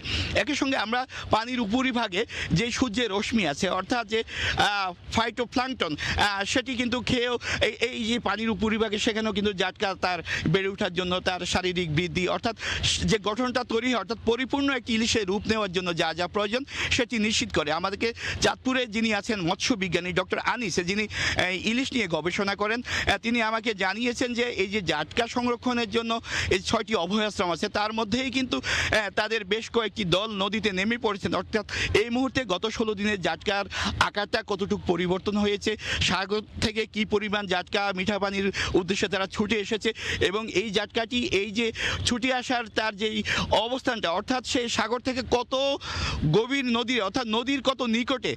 একদিকে যেমন আমরা বলি যে সাগর যে ইলিশ মাছের বিচরণ, আসলে ইলিশ মাছের বিচরণ মূলত নদীতে সে স্বাচ্ছন্দ্য বোধ করে। তার শিশু, কৈশোর এবং যৌবন, এবং একটা সময় সে যখন মা ইলিশে পরিপূর্ণ হয় সেখানেও সে কিন্তু মিঠা পানিকে বেছে নেয়। সেই ক্ষেত্রে এই যে মিঠা পানিতে ইলিশের যে একটা বিচরণ, সেটি আমরা বলে রাখি যে এটি একটি অন্যরকম পরিবেশ। অর্থাৎ মৎস্যবিজ্ঞানীদের ভাষায় এই ইলিশের বিচরণকে বলা হয় যে মাইগ্রেটরি ফিশ, অর্থাৎ পরিভ্রমণশীল মাছ। এই মাছে যখন যেদিকে ভ্রমণ করে সে একা ছুটে না, দলবদ্ধভাবে চলে। অর্থাৎ ইলিশের জাগ সেটা দল বেঁধে, অর্থাৎ লক্ষ কোটি ইলিশ একসঙ্গে তারা ছুটে চলে। আর এই ছুটে চলার মধ্য দিয়ে তার জীবন পরিক্রম চলতে থাকে। আর সেই জীবন চক্র যখন একটা জায়গায় পৌঁছে যায় তখন আসলে সে আবার সাগর মোহনায় ফিরে যায়। আর তখনই কিন্তু জেলেদের জালে, অর্থাৎ সময়টি যখন হয়ে যায় মাছ ধরার, জাটকা থেকে ইলিশে পরিণত হওয়ার, সেই সময়টি আসলে তখন আইনগত যে সময়টি আছে তখনই আসলে জেলেরা ঝাঁকে ঝাঁকে ইলিশ তাদের জালে আটকাতে সক্ষম হয়। তো আমি যদি সবশেষ তথ্য জানাতে চাই যে এই গত 16 দিনের মতো আজকেও কিন্তু চাঁদপুরে এই যে আইন শৃঙ্খলা রক্ষাকারী বাহিনী, জেলা প্রশাসন, মৎস্য বিভাগ, তাদের টানা অভিযান অব্যাহত থাকবে। এই ছিল আমার কাছে চাঁদপুরের পদ্মা মেঘনা মোহনা থেকে সবশেষ তথ্য। মৌটুসী। চলতি মৌসুমে ফরিদপুরে 100 কোটি টাকার বেশি পেঁয়াজ বীজ উৎপাদনের লক্ষ্যে কাজ করছে জেলার কৃষি বিভাগ। তবে গত বছর অস্বাভাবিক চাহিদার কারণে 500 কোটি টাকা আয় হয়, যা অন্যান্য বছরের চেয়ে 5 গুণ। আবাদ ভালো হওয়ায় লক্ষ্যমাত্রা 1000 মেট্রিক টনের বেশি হবে বলে আশা চাষিদের। পাশাপাশি সরকারি সহযোগিতা পেলে বিদেশেও পেঁয়াজ বীজ রপ্তানি সম্ভব বলে মনে করেন সংশ্লিষ্টরা। ফরিদপুর প্রতিনিধি সুমন ইসলামের পাঠানো তথ্য ও ছবি নিয়ে রিপোর্ট। দিগন্ত জুড়ে শোভা পাচ্ছে পেঁয়াজ ফুলের নান্দনিক দৃশ্য। ফরিদপুর সদর, ভাঙ্গা, নগরকান্দা ও সদরপুর উপজেলার বিভিন্ন এলাকার চিত্র অনেকটাই এমন। মাঠের পর মাঠে এভাবেই উৎপাদন করা হচ্ছে পেঁয়াজের বীজ। দেখতে ভিড় করছেন সৌন্দর্য প্রেমীরা। গত বছর কয়েক গুণ বেশি লাভ হওয়ায় জেলায় বেড়েছে পেঁয়াজ বীজের আবাদ। তাহেরপুরি, সুখসাগর, নাসিক, কিংসহ বাড়িজাতের বিভিন্ন পেঁয়াজের বীজ উৎপাদনে কাজ করছেন চাষিরা। উপযুক্ত মাটি ও অনুকূল আবহাওয়ায় হেসে উঠেছে পেঁয়াজের বীজতলা। উৎপাদিত পেঁয়াজ বীজ স্থানীয়ভাবে কালো সোনা হিসেবে পরিচিত। আলাদা পেঁয়াজের দানা ভালোই আছে, এভাবে থাকার দানা বেশি লাভবান হব। 35 একর জমিতে পেঁয়াজের বীজ আবাদ করি এবং এর পিছনে আমার খরচ 1 কোটি টাকার উপরে। আশা করা যায় এবছরে আবহাওয়া ভালো, ফলন বাম্পার হবে। সরকার ন্যায্য মূল্যে কৃষকের কাছ থেকে পেঁয়াজ বীজ সংগ্রহ করবেন বলে প্রত্যাশা উৎপাদনকারীদের। সরকার অ্যাকশন প্ল্যান্টের মাধ্যমে পেঁয়াজ বীজ সরবরাহ নিত কৃষকদের কাছ থেকে এবং ন্যায্য মূল্যটা দিত। বর্তমানে অ্যাকশন প্ল্যান্টটা বন্ধ হয়ে যাওয়ায় আমরা ন্যায্য মূল্যটা পাচ্ছি না। সরকার যদি বাইরে থেকে পেঁয়াজের বীজটা আমদানি না করে তবে আমরা ন্যায্য মূল্য পাবো। উৎপাদনের লক্ষ্যমাত্রা পূরণে মাঠ পর্যায়ে কৃষকের সহযোগিতার কথা জানান জেলার কৃষি কর্মকর্তা। মাঠে সার্বক্ষণিকভাবে আমাদের উপসহকারী কৃষি অফিসার, কৃষি সম্প্রসারণ অফিসার, উপজেলা কৃষি অফিসার সবাই তাদেরকে বিভিন্ন পরামর্শ দিচ্ছেন। আবহাওয়ার পূর্বাভাস সম্পর্কেও তাদেরকে সতর্ক করা হচ্ছে। জেলায় এবছর 1711 হেক্টর জমিতে পেঁয়াজ বীজের আবাদ হয়েছে। উৎপাদন লক্ষ্যমাত্রা 1026 মেট্রিক টন, যার আনুমানিক বাজার দর 100 কোটি টাকার বেশি। সময় সংবাদ, ফরিদপুর। বৈশাখী মেলার বাকি মাত্র 4 সপ্তাহ। দিন যতই ঘনিয়ে আসছে মৃৎশিল্পীদের ব্যস্ততা যেন ততই বাড়ছে। গ্রামীণ এই মেলাকে ঘিরে হরেক রকম মাটির তৈজসপত্র তৈরি করছেন কুমাররা। সে খবর জানাতে এই মুহূর্তে মুন্সিগঞ্জের টঙ্গিবাড়ি এলাকায় উপজেলায় আব্দুল্লাপুর এলাকায় আছেন রিপোর্টার মীর নাসির উদ্দিন উজ্জ্বল। সরাসরি যাচ্ছি তার কাছে। উজ্জ্বল, এই যে পালবাড়িতে এখন কিন্তু মানে হুলস্থুল কাজ চলছে তাদের এই বৈশাখী মেলাকে সামনে রেখে যে এই তৎপরতা, সেটি হচ্ছে যে এই মাটির তৈরি নানা রকম যে খেলনা এবং ব্যবহার্যের জিনিসপত্র তৈরি করছেন তারা, এবং প্রতিটি নববর্ষকে কেন্দ্র করে কিন্তু তাদের এরকম ব্যস্ততা থাকে। কিন্তু গেল বছর লকডাউনের কারণে তাদের অনেক মালামাল কিন্তু স্টকে রয়ে যায়, যেগুলো বাজারজাত করতে পারেননি। তারপরেও কিন্তু নতুন ভাবে এই নববর্ষকে তারা বরণ করবার জন্য যে বৈশাখী মেলা হবে এই অঞ্চল, গ্রামে গঞ্জে এবং এই জেলার বাইরে, সেখান থেকে কিন্তু অনেক সামগ্রী অর্ডার আসছে তাদের, এবং সেই অর্ডার অনুযায়ী কিন্তু তারা তৈরি করছেন। আমরা দেখছি যে মাটি দিয়ে কিভাবে তারা হাতি তৈরি করেছেন, ঘোড়া তৈরি করেছেন, নানা রকম সামগ্রী, নৌকা, হাড়ি পাতিল, শিশুদের খেলনার যে হাড়ি পাতিল সেগুলো কিন্তু আমরা দেখতে পাচ্ছি। এবং এর যে কুমার বাড়ির যে উঠান সেটি কিন্তু এখন পুরোপুরি সরব অবস্থায় রয়েছে। এবং এখানকার যে এই কুমার পরিবারে কিন্তু নারী সদস্যরা তাদেরই কিন্তু বেশি ব্যস্ততা আমরা লক্ষ্য করছি। এবং এই যে এখানকার যে কুমার বাড়িটি আছে সেটি অনেক ঐতিহ্যবাহী। এই আব্দুল্লাহপুর যে ইউনিয়ন আছে সেই ইউনিয়নের মধ্যে কিন্তু এটি পড়েছে। এবং এখানকার যে কুমার পরিবার সেটি কিন্তু আরো বড় বাড়ি ছিল, আর অনেক পরিবার কুমার কাজের সঙ্গে জড়িত ছিলেন, কিন্তু ধীরে ধীরে কিন্তু তারা পেশা পরিবর্তন করেছেন। এখন যারা এই পেশায় আছেন তারাও কিন্তু অনেক চ্যালেঞ্জের মধ্যে রয়েছেন। তারা বলছিলেন যে প্লাস্টিকের নানা সামগ্রী এমন ভাবে বাজার দখল করেছে যে তাদের মাটির তৈরি এইসব জিনিসপত্রের চাহিদা ধীরে ধীরে কমে যাচ্ছে। এবং তাদের হাতে তৈরি করার যে শ্রম, যে ঘাম তারা ঝরান, সেই দাম কিন্তু তারা পান না। এবং এই যে বিভিন্ন উৎসব হয়, এই উৎসবগুলোতে তাদের এইসব সামগ্রী বেশি চলে এবং এই উৎসবকে ঘিরে কিন্তু তারা কাজ করেন।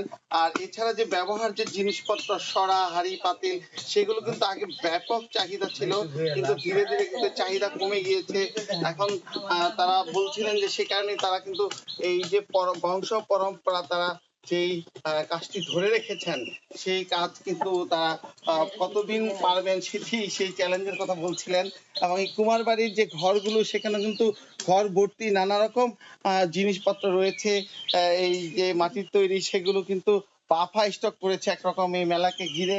এবং এই যে তৈরি জিনিসপত্র সেগুলোকে রং করা, আবার সেটিকে পোড়ানো, সেই কাজগুলো কিন্তু এখানে ব্যাপকভাবে হচ্ছে। এবং এখানকার যে ইউনিয়ন পরিষদের চেয়ারম্যান আছেন তার কাছে আমরা জানতে চেয়েছিলাম যে এই যে কুমার শিল্প তাদের যে এখন চ্যালেঞ্জের মধ্যে পড়েছে সেই চ্যালেঞ্জের ব্যাপারে আপনাদের তৎপরতা। তারা কিন্তু বলছিলেন যে তাদেরকে নানাভাবে কিভাবে পৃষ্ঠপোষকতা করা যায় সেই ব্যাপারে তারা চেষ্টা করছেন। তো আমাদের পাশে আছেন এখানকার ইউনিয়ন পরিষদের চেয়ারম্যান আব্দুর রহিম। আমরা তার কাছ থেকে জানতে চাইবো এই কুমার পরিবারগুলোকে পৃষ্ঠপোষকতার ব্যাপারে আপনারা কি উদ্যোগ নিয়েছেন?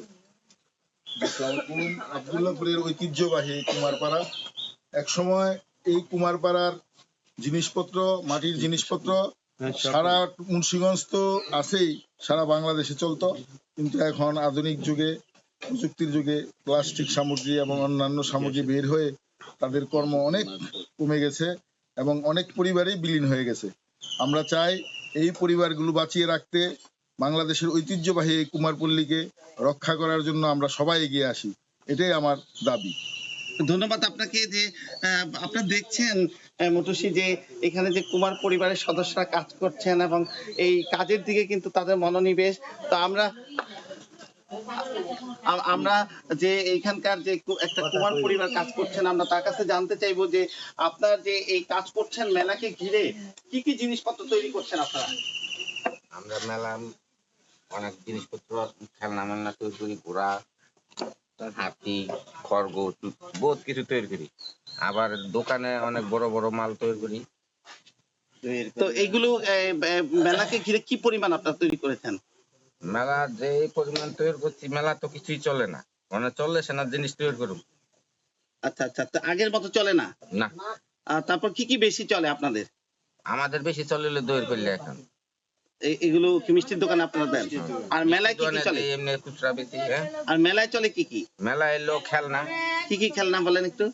হাতি, ঘোড়া, খরগোশ, মহিষ, এই হরিণ, তারপরে এলো পুতুল, অনেক পদের মাল আছে। ধন্যবাদ আপনাকে। তো এই কুমার পরিবারের সদস্য বলছিলেন যে মেলাতেও কিন্তু খুব বেশি যে চলে তা না, তারপরে তারা যেসব জিনিসপত্র বেশি চলে সেগুলো তৈরি করেন। এর বাইরে কিন্তু মেলার বাইরে যে বিভিন্ন মিষ্টির দোকানে যে দধি পাতিল, যে পাতিলে এখনো দধি তৈরি করা হয়, কারণ এই মাটির পাতিল ছাড়া কিন্তু দধি সেরকম ভাবে হয় না। সেই দধি জন্য কিন্তু তারা পাতিল তৈরি করে থাকেন, সেটি 12 মাসই তাদের চলে। তবে মেলায় এই খেলনাগুলো তাদের বেশি চাহিদা, সেগুলো তারা ব্যাপকভাবে তৈরি করবার চেষ্টা করছেন। তো এই কুমার এই পরিবারের এক নারী সদস্য, তার কাছ থেকে জানতে চাইবো। আমরা দেখছি যে তিনি এই ঘোড়া তৈরি, এটা কি তৈরি করছেন আপনি? হাতি। আর কি কি তৈরি করেন আপনারা? ঘোড়া, পুতুল, এগুলো এই মাটি দিয়ে তৈরি করার পরে এটাকে কিভাবে আবার আপনারা মানে পোড়ানো বা রং করা এই প্রক্রিয়াগুলো একটু বলেন আমাদের।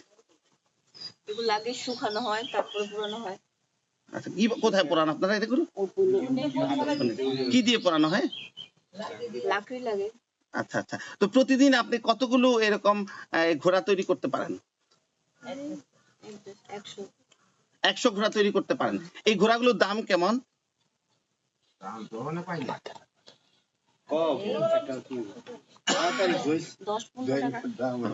বলছিলেন যে 10-15 টাকা করে তারা পাইকারি কিন্তু এই ঘোড়াগুলো বিক্রি করে থাকেন, এবং তারা যে সরাসরি মেলায় নিয়ে যান এর বাইরেও কিন্তু তাদের এই যে বিভিন্ন জায়গা থেকে পাইকাররা আসেন, যে মেলায় যারা খুচরা দোকান দেন, স্টল নিয়ে বসেন, তারা কিন্তু এখান থেকে এসে এই সামগ্রীগুলো কিনে নিয়ে যান, এবং বিভিন্ন জায়গা থেকে কিন্তু তাদের এরকম খেলনাগুলো প্রচুর অর্ডার রয়েছে। তবে তারা বলছিলেন যে এর আগে কিন্তু গলিয়া বা এই বৈশাখী মেলাগুলোতে যে 2 দিন 3 দিন করে মেলা বসতো, এখানকার যে বজ্রযোগিনী, কালীরাতপাড়া, শ্রীনগর, লৌহজং, সিরাজদিখান, গজারিয়া, টঙ্গিবাড়ি, এরকম বিভিন্ন অঞ্চলে অনেক বড় বড় মেলা বসতো। সেখানে কিন্তু প্রচুর এই জিনিসপত্র বিক্রি হতো, এবং যেটি নাকি চৈত্র সংক্রান্তি, যে বৈশাখের আগের দিন থেকে শুরু করে বৈশাখ নিয়ে কিন্তু কোনো কোনো ক্ষেত্রে 5-7 দিন ধরেও এই গ্রামীণ মেলাগুলো বসতো, যেখানে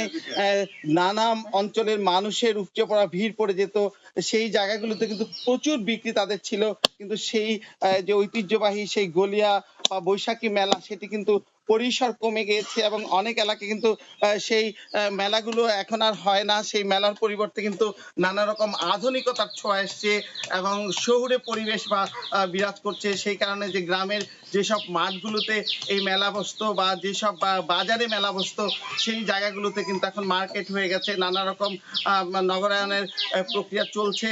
তো এই যে মুন্সিগঞ্জের যে মুন্সিগঞ্জ তথা বিক্রমপুরের যে টঙ্গিবাড়ি উপজেলা, সেই টঙ্গিবাড়ি উপজেলা আব্দুল্লাহপুরের যে কয়েকটি কুমার পরিবার রয়েছেন, সেই কুমার পরিবারের যে আসন্ন যে পয়লা বৈশাখকে ঘিরে যে তাদের কর্মযজ্ঞ, এই ছিল সর্বশেষ। মোটুসি, বৈশাখী মেলার খবর জানাচ্ছিলেন সহকর্মী মীর নাসির উদ্দিন। নওগাঁর হাটের শেষ সময়ে চিনি আতপ ধানের সরবরাহ বেড়েছে, এতে ধানের দাম পড়ে গেছে মন প্রতি 150 টাকা পর্যন্ত।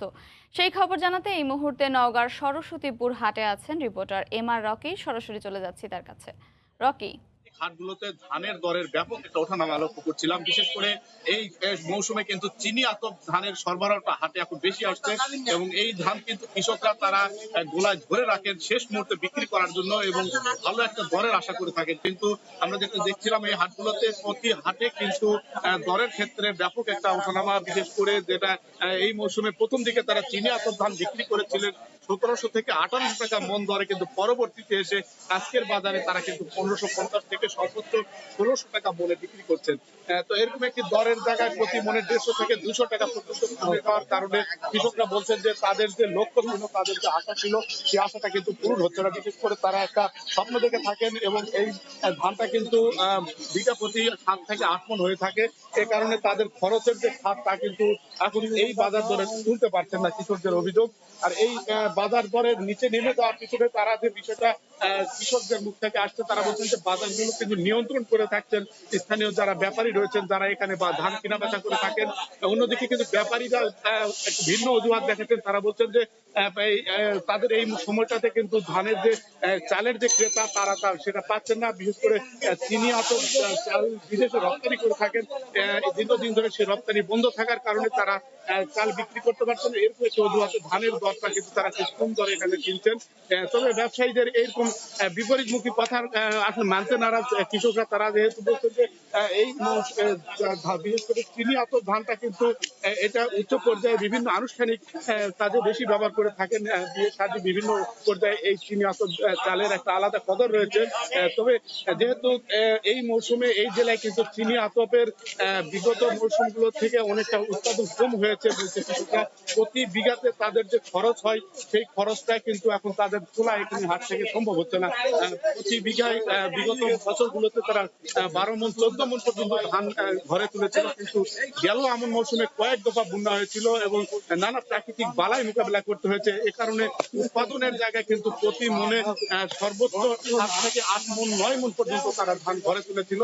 এই ধান কিন্তু তাদের কৃষকদের আর্থিকভাবে বড় ধরনের এখন গড়ের জায়গা নিচে নেমে যাওয়ার কারণে পুষে উঠতে পারছে না, এমন কথা থেকে আমরা জানতে পারছিলাম।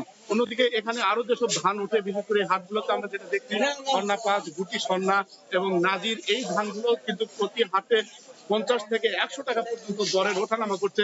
স্বর্ণা 5-এর ধান গেল হাটে বিক্রি হয়েছিল, কৃষকরা বলছেন 1250 থেকে 1280 টাকা দরে, কিন্তু আজকের হাটে সেই ধান বিক্রি হচ্ছে 1200 থেকে 1180 টাকা দরে।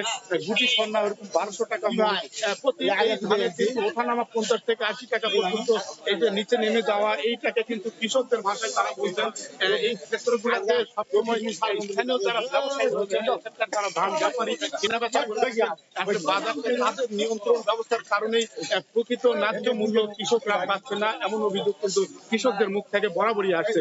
তবে আমরা আরেকটি বিষয় যেটা লক্ষ্য করছিলাম, এই প্রান্তিক পর্যায়ে হাটগুলো কিন্তু খুব ভোরে এখানে ধান বিক্রি করতে আনেন কৃষকদের, বিশেষ করে ফজরের নামাজের পরপরই এই ধান নিয়ে তারা হাটে তোলেন এবং সাংসারিক প্রয়োজনের তাগিদে এই ধান বিক্রি করে তারা অন্যান্য আনুষঙ্গিক জিনিসপত্র ক্রয় করে থাকেন। কিন্তু এসব হাটে সরকারের যে নজরদারি যে দপ্তর রয়েছে, নজরদারি শাখার যেসব নতুন রয়েছে, তাদের কিন্তু উপস্থিতি আমরা দেখতে পাই না।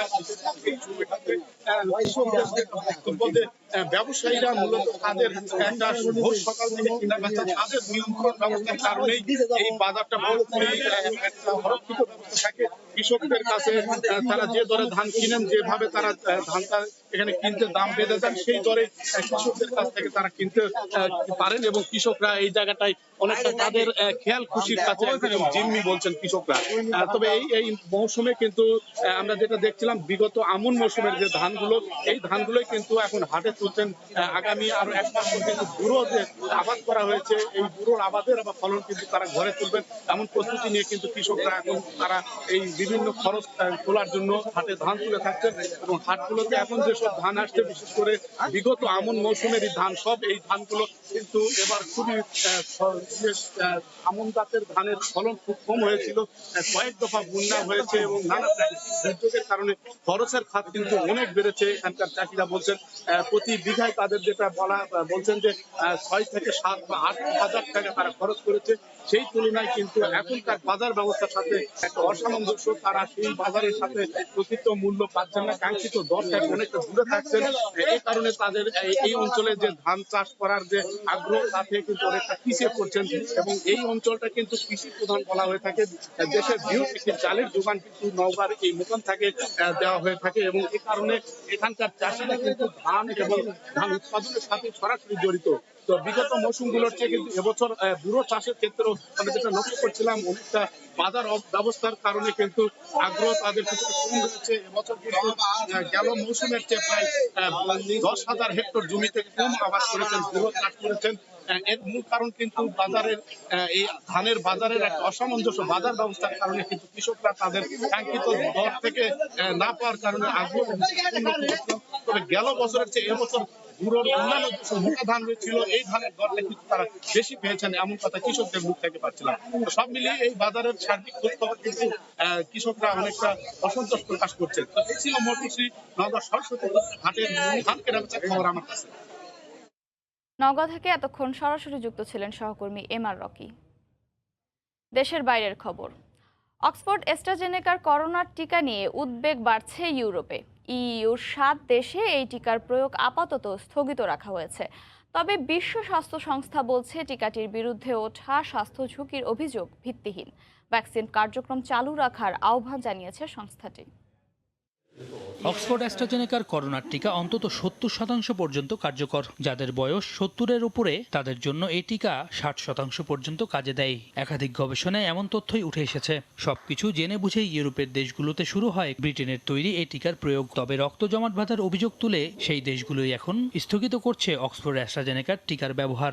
এই তালিকায় উল্লেখযোগ্য দেশগুলো হলো Germany, France, Italy, Spain, Netherlands, Denmark, Norway, Bulgaria, Iceland, Ireland ও এশিয়ার থাইল্যান্ডও। তবে বাস্তব তথ্য বলছে ইউরোপীয় ইউনিয়ন ও যুক্তরাজ্যের প্রায় 1,70,00,000 মানুষ এই টিকা এরই মধ্যে গ্রহণ করেছেন। টিকা নেয়ার পর গুরুতর পার্শ্ব প্রতিক্রিয়ার খবর একেবারেই হাতে গোনা। মাত্র 37টি অভিযোগ মিলেছে রক্ত জমাটের। ইউরোপের দেশগুলো একজোট হয়ে যে সিদ্ধান্ত নিচ্ছে তা কোনোভাবেই যুক্তযুক্ত নয় বলে দাবি করেছে বিশ্ব স্বাস্থ্য সংস্থাও। এমন সিদ্ধান্তের কোনো মানেই হয় না বলে মন্তব্য WHO প্রধানের। এ অবস্থায় ইউরোপের দেশগুলোকে অ্যাস্ট্রাজেনেকার টিকার ব্যবহার জারি রাখতে আহ্বান জানিয়েছে সংস্থাটি। গেল শুক্রবার আমাদের সংবাদ সম্মেলনেও একই কথা বলেছি, আজও বলছি, শরীরে রক্ত জমাট বাঁধার সঙ্গে টিকা নেওয়ার কোনো সম্পর্ক নেই। তাই টিকা কার্যক্রম নিয়ে প্রশ্ন তোলার অবকাশ দেখছি না। তবুও টিকার নিরাপত্তা নিয়ে সংস্থাটি মঙ্গলবার জরুরি বৈঠক করবে। আলাদা বৈঠক করবে ইউরোপীয় মেডিসিন এজেন্সিও। আর গবেষণা ছাড়া হুট করে এই অভিযোগ তোলা কোনোভাবেই ন্যায়সঙ্গত নয় বলে মনে করছেন বিশ্লেষকরা। ব্রিটেনের স্বাস্থ্য বিভাগও ভ্যাকসিন প্রয়োগে সমস্যা তৈরি করছে এমন কোনো প্রমাণ পায়নি। সৈয়দ ইফতেখার, সময় সংবাদ।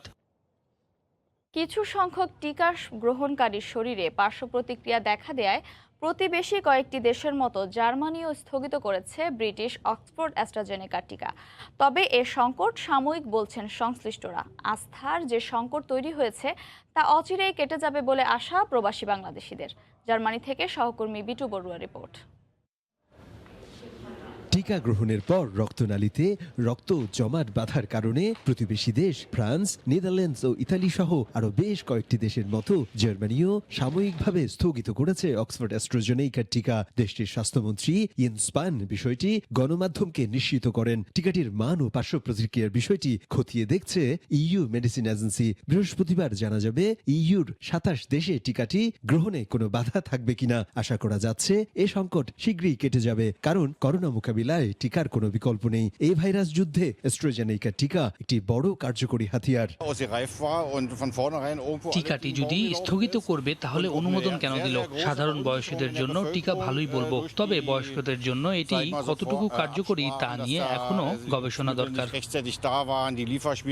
অ্যাস্ট্রাজেনেকার মুখপাত্র ফিল ব্রায়ান বলেছেন, টিকা নেয়ার স্থানে হালকা ব্যথা হতেই পারে। মানব দেহে যে কোনো অংশে রক্ত জমাট বাঁধাও সাধারণ বিষয়। এর সঙ্গে অক্সফোর্ডের ভ্যাকসিনের কোনো সম্পর্ক নেই। জার্মান প্রশাসনের এমন সিদ্ধান্তে আস্থার যে সংকট তৈরি হয়েছে তা অচিরেই কেটে যাবে বলে আশা প্রকাশ করছেন প্রবাসী বাংলাদেশিরাও। যারা অসুস্থ মানুষ তাদের জন্য আগে টিকাটা দিচ্ছে ডাক্তার, ওরা সবাই তো পেয়েই গেছে। এখন দোকান টোকানও আস্তে আস্তে ধীরে ধীরে সব খুলে যাচ্ছে। আশা করছি আমরা আবার নরমাল জীবনযাপনে আসব। জার্মান স্বাস্থ্য বিভাগের তথ্য মতে এখন পর্যন্ত 16,47,000-এরও বেশি মানুষকে অ্যাস্ট্রাজেনেকা টিকা দেওয়া হয়েছে। গেল 29 জানুয়ারি ইউরোপীয় ইউনিয়ন মেডিসিন এজেন্সি EMA এর অনুমোদন পাওয়ার পর থেকেই এই টিকার প্রয়োগ শুরু হয়। জার্মানির বার্লিন থেকে বিটু বড়ুয়া, সময় সংবাদ। ইউরোপের দেশগুলোতে অক্সফোর্ড অ্যাস্ট্রাজেনেকার করোনা টিকা স্থগিত হওয়াকে রাজনীতির মারপ্যাচ বলছেন অনেকেই। ব্রেক্সিটের মাধ্যমে ইউরোপীয় ইউনিয়ন থেকে ব্রিটেনের বেরিয়ে যাওয়ার কারণে সৃষ্ট টানাপোড়েনের জেরে একযোগে এই সিদ্ধান্ত বলে মনে করছেন প্রবাসী বাংলাদেশিরা। অচিরেই এই সংকট কেটে যাবে বলে আশা সংশ্লিষ্টদের। পর্তুগাল থেকে তারিকুল হাসান আশিকের রিপোর্ট। অক্সফোর্ড অ্যাস্ট্রাজেনেকার করোনা ভ্যাকসিন নিয়ে রক্ত জমাট বাঁধার অভিযোগ তুলে একজোট ইউরোপের বেশ কয়েকটি দেশ। বিশ্ব স্বাস্থ্য সংস্থা, ব্রিটেনের গবেষকদের কোনো কথাই কানে তুলছে না দেশগুলো। বিষয়টিকে ইউরোপীয় রাজনীতির অংশ হিসেবে দেখছেন অনেকেই, কারণ যে দেশগুলোর সঙ্গে ব্রিটেনের জটিলতা রয়েছে তারাই আগে টিকা স্থগিত করে, পরে হেঁটেছে অন্যান্য দেশ। ইউরোপিয়ান ইউনিয়নগুলো বন্ধ করেছে, ঠিক আছে, তারপরেও এটাকে আরো পরীক্ষা নিরীক্ষা করে আসলে কি এটার কার্যকারিতা কতটুকু, এটার পজিটিভ সাইড, নেগেটিভ সাইড সবকিছু বিচার বিশ্লেষণ করে অচিরেই মনে হয় একটা সুন্দর সিদ্ধান্ত নেবেন। বিশ্ব স্বাস্থ্য সংস্থার যে নির্দেশিকা এবং তারা এখনো পর্যন্ত এটাকে পজিটিভ ভাবেই বলছে এবং আমরা জানি। তো পাশাপাশি ইউরোপিয়ান ইউনিয়ন এটাকে যাচাই বাছাই করার জন্য একটা সময় নিচ্ছে। এটা সম্পূর্ণ বন্ধ করে দেওয়া হয়নি, সাময়িকভাবে এটা স্থগিত করা হয়েছে এবং যাচাই বাছাই পরবর্তীতে এই কার্যক্রমটা আবার এরা শুরু করবে, এটাই আমরা মনে করতেছি। টিকা গ্রহণ করার তুলনায় শরীরে রক্ত জমাট বাঁধার মতো উপসর্গের সংখ্যা একেবারেই নগণ্য। অ্যাস্ট্রাজেনেকার বিবৃতিতেও বলা হয়েছে তাদের ভ্যাকসিনের কারণে লোকজনের রক্ত জমাট বাঁধার ঝুঁকি বেড়ে যাওয়ার কোনো প্রমাণ মেলেনি। তাই অচিরেই এই সংকট কেটে যাবে বলে মনে করছেন সংশ্লিষ্টরা। WHO শুধু নয়, ইউরোপীয় ইউনিয়নকেও গুরুত্বপূর্ণ ভূমিকা রাখতে হবে। এছাড়া ব্রিটেনকে আরও দক্ষতার সাথে এই সংকট মোকাবেলা করতে হবে বলে মত বিশ্লেষকদের। তারিকুল হাসান আশিক, সময় সংবাদ, লিসবন, পর্তুগাল। অক্সফোর্ড অ্যাস্ট্রাজেনেকার করোনার টিকা নিয়ে কোনো সমস্যা নেই বলে জানিয়েছে ইতালি। দেশটির মেডিসিন এজেন্সি আইফা বলছে, ভ্যাকসিন গ্রহণের পর মৃত্যুর ঘটনার সঙ্গে অ্যাস্ট্রাজেনেকার কোনো যোগসূত্র পাওয়া যায়নি। তবে যেহেতু ইউরোপের অন্য দেশগুলো এটির প্রয়োগ স্থগিত করেছে, তাই ইতালিকেও একই পথ অনুসরণ করতে হয়েছে। রোম থেকে জুমানা মাহমুদের রিপোর্ট। ইউরোপের অন্য দেশগুলোর মতো ইতালিতেও স্থগিত ব্রিটেনের অক্সফোর্ড অ্যাস্ট্রাজেনেকার টিকার প্রয়োগ। এই ভ্যাকসিন নিয়ে বৃহস্পতিবার ইউরোপীয় ইউনিয়নের মেডিসিন এজেন্সি নতুন ঘোষণা দেবে। ইতিমধ্যে ভ্যাকসিন গ্রহণের জন্য যারা তালিকাভুক্ত হয়েছিলেন তাদের তাই অপেক্ষা করতে হচ্ছে। আর ইতালির মেডিসিন এজেন্সি আইফা আবারও বলেছে, ভ্যাকসিন গ্রহণের পর মৃত্যুর ঘটনার সঙ্গে অ্যাস্ট্রাজেনেকার কোনো সম্পর্ক নেই। এ অবস্থায় প্রবাসী বাংলাদেশিরা পরবর্তী সিদ্ধান্তের অপেক্ষায়। এটা বাধ্যতামূলক নিতে হতো, তো যেহেতু এটা বন্ধ হয়ে গেছে। ইতালিতে এই নিয়ে অনেক সমালোচনা হয়েছিল। অ্যাস্ট্রাজেনেকা ভ্যাকসিন চালু যদি থাকতো আমাদেরকেও এই ভ্যাকসিনটা নিতে হতো। আসার কথা, ইতালিতে থার্মো ফিশার কোম্পানি ফাইজারের ভ্যাকসিন তৈরি করবে। এ ব্যাপারে একটি চুক্তি স্বাক্ষরিত হয়েছে। এদিকে সোমবার থেকে ইতালির 10টি অঞ্চলকে রেড জোনের অন্তর্ভুক্ত করা হয়। এই সময় জীবনযাত্রা প্রায় স্থবির হয়ে পড়েছে। ঘরের বাইরে লোকজনের সংখ্যা খুবই কম। রেস্টুরেন্ট, পানশালা বন্ধ থাকায় পর্যটন এলাকাগুলো এখন ফাঁকা। জুমানা মাহমুদ, সময় সংবাদ, রোম, ইতালি। করোনা সংকটের কারণে গেল বছরের মার্চের মাঝামাঝি সময় থেকে ফ্রান্সে প্রথম দফার লকডাউন শুরু হয়। পরিস্থিতির উন্নতি না হয়, যার মেয়াদ দফায় দফায় বাড়ে। মাঝখানে কিছুদিন চালু থাকলেও প্রায় বছরব্যাপী বন্ধ রয়েছে দেশটির বার, রেস্টুরেন্ট। বিস্তারিত লুৎফুর রহমান বাবুর প্রতিবেদনে। করোনা সংকটের প্রভাব পড়েছে পুরো ফ্রান্স জুড়ে। বিশেষ করে পর্যটন শিল্পের সাথে যুক্ত বাংলাদেশি ব্যবসায়ীরা রয়েছেন চরম বিপাকে। তারা বলছেন, এই শিল্পের সাথে দেশটির অনেক খাতের সম্পর্ক রয়েছে, তাই এখানকার নেতিবাচক প্রভাব গিয়ে পড়ছে অন্যান্য খাতেও। 70% যখন ভ্যাকসিনেশন কমপ্লিট হবে তখন হয়তো বোঝা যাবে অর্থনৈতিকভাবে কতটুকু এটা শিথিল করা যায়। এই শিথিলতার মধ্যেই নির্ভর করবে এই অর্থনৈতিক সাফল্য। সংকটের কারণে এই সময়ে অনেক প্রতিষ্ঠান বন্ধ হওয়ায় যেমন কাজ হারিয়েছেন বহু মানুষ, তেমনি প্রভাব পড়েছে ক্ষুদ্র ব্যবসাতেও। আমাদের ব্যবসা নেই বললেই চলে। প্রথম দিকে মানুষজনের চলাফেরা ছিল না, ইতিমধ্যে আবার শুরু হয়েছে কারফিউ। আমরা যারা কাজ করি তারা হয়তো সরকারি যে ভাতাটা পাই তা যথেষ্ট না আমাদের জন্য। আর মহামারীর কারণে সামগ্রিকভাবে দেশটির অর্থনীতিতে ব্যাপক প্রভাব পড়েছে বলে জানান দেশটিতে নিযুক্ত বাংলাদেশের রাষ্ট্রদূত। লকডাউনের প্রথম সপ্তাহের মধ্যে প্রায় $150 মিলিয়ন কনফার্ম অর্ডার বাতিল হয়ে যায়। লকডাউন উঠে যাওয়ার পরে অবস্থা কিছুটা উন্নতি হলেও আগের অবস্থায় ভোক্তাদের কনফিডেন্স ফিরে আসে নাই। এদিকে সংকট মোকাবেলায় সরকারের তরফ থেকে সব ধরনের পদক্ষেপ এবং বিকল্প কর্মসংস্থানের ব্যবস্থা নেওয়া হচ্ছে বলে জানান বাংলাদেশি বংশোদ্ভূত স্থানীয় কাউন্সিলর। সরকারের পক্ষ থেকে হসপিটালে এনাফ ইকুইপমেন্ট অ্যান্ড সব রকমের সাপোর্ট দেওয়া হয়েছে। অলসো গভর্নমেন্ট চেষ্টা করছে ইয়াং পিপলদের জব কিভাবে ক্রিয়েট করা যায় এই ডিফিকাল্ট টাইমেও। ফ্রান্সে করোনার সংকট শুরু হওয়ার পর বন্ধ হয়েছে হাজার হাজার প্রতিষ্ঠান, আর কাজ হারিয়েছেন কয়েক লাখ শ্রমিক। দেশটিতে এখন বেকারত্বের হার 8%। গেল বছরের তুলনায় বেকারত্বের হার কিছুটা কমলেও সংকট এখনও চলমান থাকায় আবারও বেকারত্বের হার বাড়তে পারে বলে মনে করছেন সংশ্লিষ্টরা। দ্বিতীয় বিশ্বযুদ্ধের পর ফ্রান্স এখন সবচেয়ে বেশি অর্থনৈতিক সংকটের মধ্যে দিয়ে যাচ্ছে, আর পরিস্থিতির এখনও উন্নতি না হওয়ায় কবে এর থেকে পরিত্রাণ পাওয়া যাবে তা এখনও নিশ্চিত করে বলা যাচ্ছে না। মোহাম্মদ লুৎফুর বাবু, সময় সংবাদ, প্যারিস। মালয়েশিয়ায় কমতে শুরু করেছে করোনায় আক্রান্ত ও মৃতের সংখ্যা, ফলে নাগরিকদের মধ্যে স্বস্তি ফিরে এসেছে। লকডাউন শিথিলের পর থেকেই দেশটির জনগণের সঙ্গে কাজে ফিরতে শুরু করেছেন মালয়েশিয়ায় বসবাসরত প্রবাসী বাংলাদেশিরাও। সেই সঙ্গে রাস্তাঘাট, শপিং মল, রেস্তোরাঁয় বাড়ছে মানুষের ভিড়। মালয়েশিয়ায় করোনা পরিস্থিতি নিয়ে বিস্তারিত জানাতে এই মুহূর্তে কুয়ালালামপুরে আছেন সহকর্মী মোহাম্মদ আব্দুল কাদের। সরাসরি চলে যাচ্ছি তার কাছে। কাদের,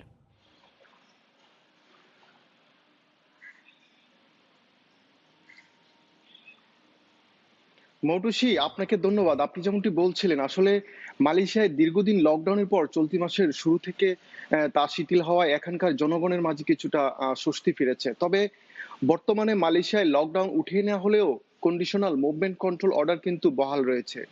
এছাড়া জনসাধারণের জন্য আন্তঃরাজ্যগুলোতে ভ্রমণের অনুমতি থাকলেও আন্তঃরাজ্য ভ্রমণের উপর কিন্তু এখনো আগের মতোই বিধিনিষেধ রয়েছে। তবে আইনশৃঙ্খলা বাহিনীর অনুমতিক্রমে আন্তঃরাজ্যগুলোতে ভ্রমণ করতে পারছে। অন্যদিকে সেলাঙ্গর এবং কুয়ালালামপুর একই জোন থাকায় কোনো ধরনের অনুমতিপত্র ছাড়াই যে কেউ ভ্রমণ করতে পারছে। আপনাকে একটি বিষয়ে বলিয়ে রাখি, বর্তমানে মালয়েশিয়া আগের চেয়ে অনেকাংশে কমতে শুরু করেছে করোনায় আক্রান্ত ও মৃতের সংখ্যা। আমি যদি গত 24 ঘন্টার কথা বলি আপনাকে, তাহলে দেখা যায় গত 24 ঘন্টায় মালয়েশিয়ায় করোনা আক্রান্ত হয়েছে 1208 জন এবং মৃত্যুবরণ করেছে 3 জন। তবে আক্রান্ত 1200 হলেও গত 24 ঘন্টায় সুস্থ হয়ে ঘরে ফিরেছে অন্তত 1973 জন। আর সব মিলিয়ে যদি বলি, এখনো পর্যন্ত এখানে করোনায় আক্রান্ত হয়েছে প্রায় 3,24,971 জন এবং মৃত্যুবরণ করেছেন 1,213 জন। আপনি জানেন যে গত ফেব্রুয়ারি 24 তারিখ থেকে মালয়েশিয়ায় টিকা প্রদানের কার্যক্রম শুরু হয়েছে এবং এই টিকা 3টি ধাপে প্রদান করা হচ্ছে। প্রথম ধাপের কথা যদি বলি, ফেব্রুয়ারি থেকে এপ্রিলের মাঝামাঝি সময়ের মধ্যে 5 লাখ টিকা প্রদান করা হবে মালয়েশিয়ার স্বাস্থ্য খাতের সম্মুখ যোদ্ধা, প্রতিরক্ষা এবং নিরাপত্তা কর্মীদের জন্য। তবে এর মধ্যে প্রথম ধাপে 3 লাখেরও বেশি মানুষকে প্রথম ডোজের টিকা প্রদান করা হয়েছে এবং দ্বিতীয় দফের যে টিকার কার্যক্রম রয়েছে সেটি এপ্রিলের মাঝামাঝি থেকে শুরু হয়ে আগস্টের মাঝামাঝি সময়ের মধ্যে শেষ হবে। আর ওই টিকা প্রদান করা হবে এখানে যারা সিনিয়র সিটিজেন রয়েছেন তাদের এবং প্রতিবন্ধীদের মাঝে এই দ্বিতীয় দফের টিকা প্রদান করা হবে। এবং এছাড়া আমি যদি তৃতীয় দফের টিকার কথা বলি, তাহলে আগামী মে মাস থেকে শুরু করে 2022 সালের ফেব্রুয়ারি মাসের মধ্যে 18 বছর ঊর্ধ্বে যে সকল স্থানীয় নাগরিক রয়েছে তাদের পাশাপাশি মালয়েশিয়ায় বসবাসরত বিদেশি নাগরিকরা এই টিকা নেওয়ার সুযোগ পাবে। অর্থাৎ তাতে বোঝা যায় মালয়েশিয়ায় যে সকল বিদেশি নাগরিক রয়েছে তারা এই টিকা পেতে 2022 সাল লেগে যেতে পারে বলে মনে করছেন অনেকে। তবে এই লম্বা সময়ের পর বিদেশিরা টিকা পাবে জেনে কিছুটা দুশ্চিন্তায় থাকলেও মালয়েশিয়া সরকারের দেয়া এসওপি মেনে প্রবাসী বাংলাদেশিরা স্বাভাবিকভাবেই জীবনযাপন করছে এবং যে যার মতো করে কিন্তু কাজ করছে এবং দেশে থাকা তাদের পরিবার পরিজনদেরকে আর্থিক সহযোগিতা করছে অনেকটাই, আমরা এমনটাই জানতে পেরেছি। তো মৌটুসি, এই ছিল আমার কাছে মালয়েশিয়ার সবশেষ খবর। মালয়েশিয়া থেকে করোনা পরিস্থিতির সবশেষ খবর জানাচ্ছিলেন সহকর্মী আব্দুল কাদের। করোনার থাবায় কুয়েতে অর্থনৈতিক মন্দায় হিমশিম খাচ্ছেন প্রবাসী বাংলাদেশিরা। দেশে আটকে পড়া প্রবাসী কর্মীরা যেমন ফিরতে পারছেন না নিজেদের কর্মস্থলে, ঠিক তেমনি অর্থনৈতিক মন্দায় অনেকেই আবার কুয়েতে চাকরি হারিয়ে বেতন না পেয়ে বেকারত্বের অভিশাপ নিয়ে দেশে ফিরে আসছেন। শরীফ মোহাম্মদ মিজানুর রহমানের তথ্য ও ছবিতে রিপোর্ট। 1 বছর ধরে চলা করোনা মহামারীতে বিপর্যস্ত কুয়েতের অর্থনীতি। লকডাউন ও কারফিউর কারণে কর্মচাঞ্চল্য নেই। এতে বিভিন্ন প্রতিষ্ঠান, দোকানপাট, শপিং মল ও রেস্টুরেন্টগুলোতে বেচাকিনায় নেমে এসেছে স্থবিরতা। অনেকেই আবার চাকরি হারিয়ে কর্মহীন হয়ে পড়েছেন। এছাড়া ব্যবসা প্রতিষ্ঠানে বেচাকিনা কমে যাওয়ায় লোকসান গুনতে হচ্ছে ব্যবসায়ীদের। অপরদিকে প্রায় 1 বছর ধরে ছুটিতে থাকা অন্তত 12,000 অভিবাসী ফ্লাইট চলাচল বন্ধ থাকায় কর্মস্থলে ফিরতে পারছেন না। তাদের ফেরাও অনিশ্চিত। সব মিলিয়ে সবচেয়ে বেশি সংকটে পড়েছেন প্রবাসী শ্রমিকরা। প্রবাসীরা এই দুর্দিনে বাংলাদেশ সরকারের কাছে পেনশন ভাতা চালু ও সহজ কিস্তিতে ঋণের ব্যবস্থা করার আকুল আবেদন জানিয়েছেন। দীর্ঘদিন যাবৎ প্রবাসী আছি এবং আমরা অনেক ভাই বন্ধুরা বিভিন্ন দেশে আছেন। ইনকেস যদি বাংলাদেশে চলে যায়, আমাদের বাংলাদেশের প্রধানমন্ত্রীর কাছে প্রাণের দাবি সহজ কিস্তিতে যেন লোন দেয় এবং আমাদের পেনশন ভাতা চালু করে। যেহেতু 28 বছর হয়ে গেছে তো আর তো তেমন একটা থাকতে পারবো না, কারণ বয়সের একটা লিমিটেশন কুয়েতে আছে। তো দেশে গেলে আমাদের একটা টেনশনও থাকে। আমার আরো কিছু প্রবীণ লোক গেছেন, আমার কলিগ গেছেন, আমার বন্ধু বান্ধব দেশে গেছেন, এখান থেকে অনেক কিছু করি। এখানে আমরা তো এখানে রুজি করি আমাদের দেশের জন্য, আমরা দেশকে ভালোবাসি, এই কারণে আমরা এখানে আসি, প্রবাসী শ্রম দিতেছি। কুয়েতে প্রায় 3 লাখ অভিবাসী বাংলাদেশি রয়েছেন। প্রবাসী কল্যাণ মন্ত্রণালয়, পররাষ্ট্র মন্ত্রণালয় সহ বাংলাদেশ দূতাবাস যেন এসব প্রবাসীদের জন্য পেনশন ভাতা চালু ও সহজ কিস্তিতে ঋণের ব্যবস্থা করে, এটাই এখন তাদের একমাত্র কাম্য। সময় সংবাদ, কুয়েত। যুক্তরাষ্ট্রের 11.5% মানুষ এখন পর্যন্ত করোনার ভ্যাকসিনের আওতায় এসেছেন। টিকা প্রয়োগ কার্যক্রম দ্রুত গতিতে চলার আশা করা যাচ্ছে। 50টি অঙ্গরাজ্যে আরও সহজ হয়ে উঠবে এই কর্মসূচি। শিক্ষক সহ সম্মুখ সারির যোদ্ধাদের সবাইকে আনা হচ্ছে ভ্যাকসিনের আওতায়। বাদ যাচ্ছে না প্রবাসী বাংলাদেশিরাও।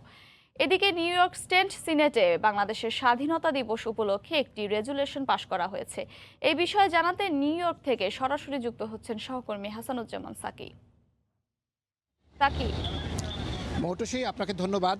এই যে করোনা ভাইরাসের যে ভ্যাকসিনেশন কার্যক্রম অর্থাৎ টিকা দেওয়ার যে কার্যক্রম পুরো যুক্তরাষ্ট্র জুড়ে চলছে এবং বেশ জোরালোভাবে চলছে, এর ফল কিন্তু পাওয়া যাচ্ছে।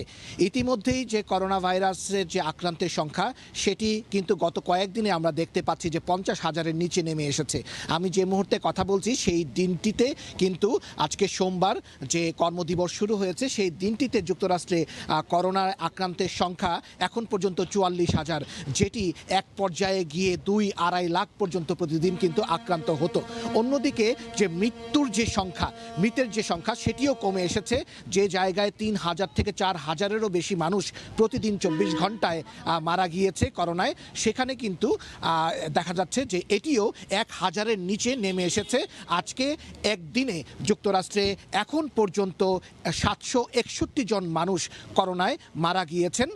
সংখ্যাটি অনেক ব্যাপক অন্য যে কোনো দেশের তুলনায়, কিন্তু যুক্তরাষ্ট্রের তুলনায় কিন্তু সেটি অনেকটি কমে এসেছে এবং যুক্তরাষ্ট্রের রোগ সংক্রমণ বিশেষজ্ঞরা বলছেন যে এই যে করোনার যে কার্যক্রম চলছে ব্যাপকভাবে, এবং যুক্তরাষ্ট্রের প্রেসিডেন্ট যে 2 দিন আগে জাতির উদ্দেশ্যে ভাষণ দিয়েছেন এবং তিনি যেখানে বলেছেন যে মের 1 তারিখের মধ্যে সমস্ত প্রাপ্তবয়স্ক যারা যুক্তরাষ্ট্রে বসবাস করেন প্রত্যেককেই ভ্যাকসিনেশন কার্যক্রমের মধ্যে নিয়ে আসা হবে এবং 4 জুলাই যে স্বাধীনতা দিবস যুক্তরাষ্ট্রে, সেই স্বাধীনতা দিবসের আগেই যুক্তরাষ্ট্রে মানুষ যেন নির্বিঘ্নে স্বাধীনতা দিবস উদযাপন করতে পারে সেই রকম একটি স্বাভাবিক পরিবেশ তিনি যুক্তরাষ্ট্রে ফিরিয়ে আনতে চান।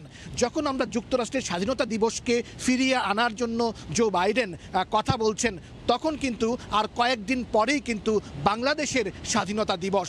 মৌটুসী, আপনি জানেন স্বাধীনতার সুবর্ণ জয়ন্তী এবং বঙ্গবন্ধুর জন্ম শতবার্ষিকীর যে আয়োজন, সেই সব কিছু মিলিয়ে প্রবাসে যে বাংলাদেশিরা আছেন তারাও কিন্তু সামনে যে স্বাধীনতা দিবসের কার্যক্রম সেই সব নিয়ে বিভিন্ন সংগঠন কিন্তু প্রস্তুতি নিচ্ছে।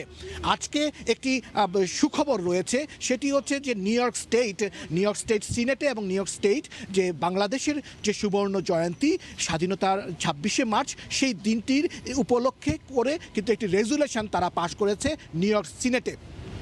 এই বিষয়টি নিয়ে অনেক দিন ধরে কাজ করছেন মুক্তধারা নিউ ইয়র্ক। আমি সবিস্তারে তার কাছ থেকে জানতে চাইব বিশ্বজিৎ সাহা। জনাব বিশ্বজিৎ সাহা, কাছে আসবেন। জি, আপনি বলবেন যে আপনারা তো অনেক দিন যাবতেই বাংলাদেশের স্বাধীনতা দিবস এখানে উদযাপনের পরিকল্পনা করছেন এবং নিউ ইয়র্ক স্টেটে রেজুলেশন পাস করার ব্যাপারেও উদ্যোগ নিচ্ছেন। তো আজকে যে সুখবরটি আসলো এই ব্যাপারে সময় সংবাদের দর্শকদেরকে যদি আপনি বলেন। বিশ্বজিৎ সাহা, আপনাদেরকে অনেক ধন্যবাদ। আজকে বিভিন্ন কারণে এই দিনটি একটি বাংলাদেশের মানুষের জন্য বা অভিবাসী বাংলাদেশের মানুষ সারা পৃথিবীতে জুড়ে বসবাস করছে তাদের জন্য একটি আনন্দের এবং গৌরবের খবর।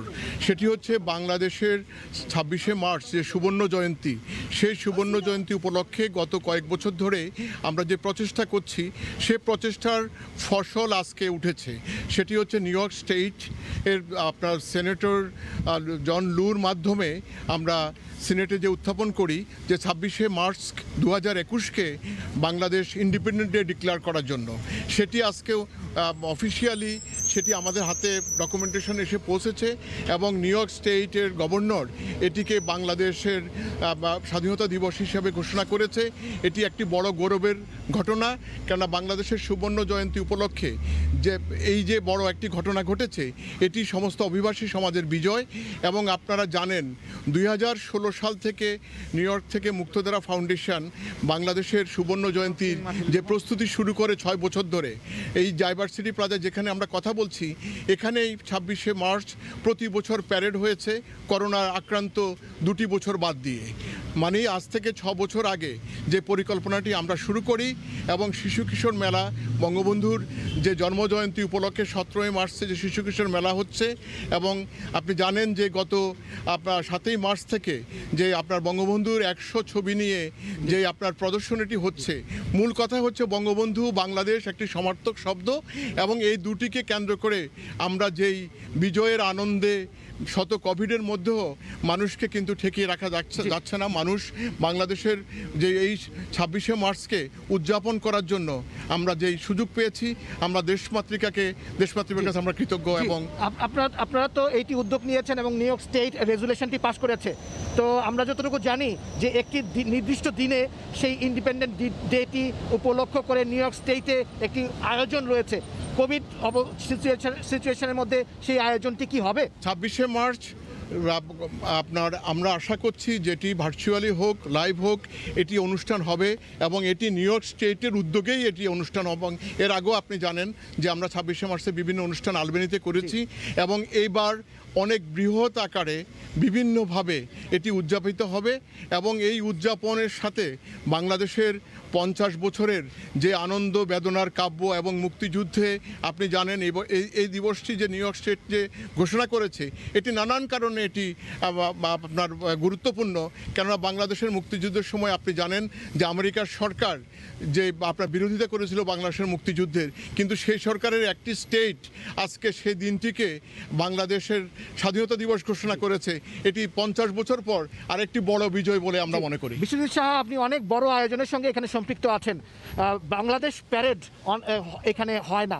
স্বাধীনতা দিবসে বিভিন্ন দেশের স্বাধীনতা দিবস উপলক্ষে অনেক বর্ণাঢ্য আয়োজন করে বিভিন্ন জাতিগোষ্ঠী, কিন্তু সম্মিলিতভাবে বাংলাদেশ প্যারেড সেই পরিসরে হয় না। আপনারা একটি উদ্যোগ নিয়েছিলেন, সেই ব্যাপারে যদি একটু বলেন। আমার শেষ প্রশ্ন, আপনি জানেন 26শে মার্চ আমরা সেই প্রক্রিয়াগুলোতে নিউ ইয়র্কের কন্ট্রোলার সহ এবং কংগ্রেস ওম্যান এবং আপনার সিনেটররা যোগ দিয়েছে। কেননা আমরা 2016 সাল থেকে শুরু করেছি এই পরিকল্পনা করেই যে 16, 17, 18 এটাকে দিন দিন আমরা বড় করেছি এবং ম্যানহাটনের 6th অ্যাভিনিউ এবং আপনার 34th স্ট্রিটেই আমাদের গোল ছিল যে 26শে মার্চ হবে। কিন্তু আমি আপনাদেরকে জানাচ্ছি সময় টিভির মাধ্যমে, 26শে মার্চ যদি নাও হয়ে থাকে, 16 ডিসেম্বর বিজয় দিবস কিন্তু একটি বড় প্যারেড হতে যাচ্ছে এবং এটি সমস্ত বাঙালিদের, এটি কোনো একক না, সমস্ত প্রবাসী বাঙালিরা এতে অংশগ্রহণ করবে এবং সেজন্য আমরা সকলকে গর্বিত অংশীদার হিসাবে তাকে আমরা অনুরোধ করব, এটা সকলে মিলে আমরা এই কাজটি করব, বাংলাদেশের বিজয় পতাকা আমরা তুলে ধরব। ধন্যবাদ আপনাকে বিশ্বজিৎ সাহা। মৌটুসী, আপনি শুনছিলেন মুক্তধারা নিউ ইয়র্কের অন্যতম কর্ণধার বিশ্বজিৎ সাহার বক্তব্য যে নিউ ইয়র্ক স্টেট যে রেজুলেশনটি পাস করেছে ইন্ডিপেন্ডেন্ট ডে হিসেবে 26শে মার্চ বাংলাদেশের স্বাধীনতা দিবস উপলক্ষে, এখন নিউ ইয়র্ক স্টেটে সেই আয়োজনটি কি হয় সেটি দেখার বিষয়। এই কোভিড মহামারীর মধ্যে, করোনা মহামারীর মধ্যে এই আয়োজনটি কেমন হয় সেদিকেই আমরা এখন তাকিয়ে আছি।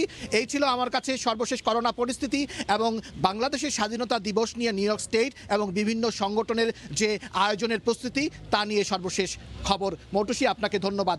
হাসানুজ্জামান সাকি, সময় সংবাদ, নিউ ইয়র্ক। নিউ ইয়র্ক থেকে এতক্ষণ সরাসরি যুক্ত ছিলেন সহকর্মী হাসানুজ্জামান সাকি। ভোটের দিন যতই এগিয়ে আসছে, নির্বাচনী প্রচারণার মঞ্চে উত্তাপ ছড়িয়ে পড়ছে। তৃণমূল নেত্রী মমতা বন্দ্যোপাধ্যায় হুইল চেয়ারে করেই প্রচারণা সভায় সুর চওড়া করছেন। পাল্টা মমতার বিরুদ্ধে হুঙ্কার দিচ্ছেন শুভেন্দু অধিকারীও। ওদিকে তৃণমূলের মতোই প্রার্থী তালিকায় কাঙ্ক্ষিত নেতাদের নাম না পেয়ে ক্ষোভে ফেটে পড়ছেন বিজেপির সমর্থক কর্মীরা। কলকাতা থেকে বিস্তারিত জানাচ্ছেন সুব্রত আচার্য। বিজেপির বিরুদ্ধে তৃণমূলের বিক্ষোভ নয়, এটি খোদ রাজ্য বিজেপির নির্বাচনী হেস্টিংয়ের অফিসের সামনে বিজেপি শীর্ষ নেতাদের পথ আটকে বিক্ষোভে সামিল খোদ বিজেপির স্থানীয় নেতা সমর্থক কর্মীরাই। মনোনীত প্রার্থীকে মদ বিক্রেতা, অবৈধ কাজে জড়িত বলে অভিযোগের স্লোগান লেখা পোস্টার, ব্যানার সবার হাতে। অবশেষে বিক্ষোভ সামলাতে মাঠে নামতে হলো বিজেপির রাজ্য নেতৃত্বকে। 14ই মার্চ ঐতিহাসিক নন্দীগ্রাম দিবস থেকেই নির্বাচনী প্রচারে নামেন তৃণমূল নেত্রী ও বিদায়ী মুখ্যমন্ত্রী মমতা বন্দ্যোপাধ্যায়। পায়ে চোট পাওয়ার পর হুইল চেয়ারে করেই রাজনৈতিক প্রচার সভায় বিজেপির বিরুদ্ধে সুর চওড়া করতে দেখা যায়। প্রতিদিন বাংলাকে গালাগালি দিচ্ছে, অকথা কুকথা বলছে, কুৎসা করছে, অপপ্রচার করছে, চক্রান্ত করছে। আজ পর্যন্ত দেখান বিজেপি একটা কাজ করেছেন। 2 বছর আগে এখান থেকে জিতে গেছেন, ভোট নিয়ে গেছেন। বাংলা থেকে আপনাদের 18 জন এমপি, আজকে তারা আবার এমএলএ ইলেকশনে দাঁড়িয়েছেন। এমপি হয়ে ভোলাডুবি আর এমএলএ হয়ে বাজাবে ডুগডুগি। একইভাবে মেদিনীপুরের ময়নায় বিজেপি প্রার্থী খেলোয়াড় অশোক দিন্দা শ্রাবন্তী চট্টোপাধ্যায়কে নিয়ে শুধু সভায় মাতাননি শুভেন্দু অধিকারী, বরং মমতার বিরুদ্ধে গুরুতর অভিযোগও তুলেছেন তিনি। এই সমস্ত মস্তান গুন্ডাদের এনে যদি ভাবো ময়না দখল হবে, ভুল হবে। এদেরকে যদি রুখতে হয় পদ্ম ফুলে ভোট দিতে হবে, এরপরে ধুতি পরতে পারবেন না। আগামী 27 মার্চ পশ্চিমবঙ্গের জঙ্গলমহল এলাকার 30 আসনের প্রথম ভোট গ্রহণ অনুষ্ঠিত হবে। জঙ্গলমহলের দ্বিতীয় ভোট নেওয়া হবে 1 এপ্রিল। 2 দফায় ভাগ্য নির্ধারণ হবে মমতা, শুভেন্দু সহ প্রায় 14 জন হেভিওয়েট প্রার্থীর। সুব্রত আচার্য, সময় সংবাদ, পশ্চিমবঙ্গ, ভারত। মিয়ানমারে জান্তা বিরোধী বিক্ষোভে মৃতের সংখ্যা বেড়ে 138-এ দাঁড়িয়েছে। একাধিকবার বিশ্ব সম্প্রদায়ের নিন্দার পরও কোনো কথাই কানে নিচ্ছে না সামরিক বাহিনী। তারা প্রতিদিনই চড়াও হচ্ছে সাধারণ আন্দোলনকারীদের উপর। এই অবস্থায় সেনাবাহিনী নিজেদের মধ্যে বৈঠক করেছে, বিভিন্ন এলাকায় বাড়িয়েছে সামরিক আইনের মেয়াদ। আবারও রক্তাক্ত মিয়ানমার। রোববার দিনভর সহিংসতার পর রাতেও চলে বিক্ষিপ্ত সংঘর্ষ।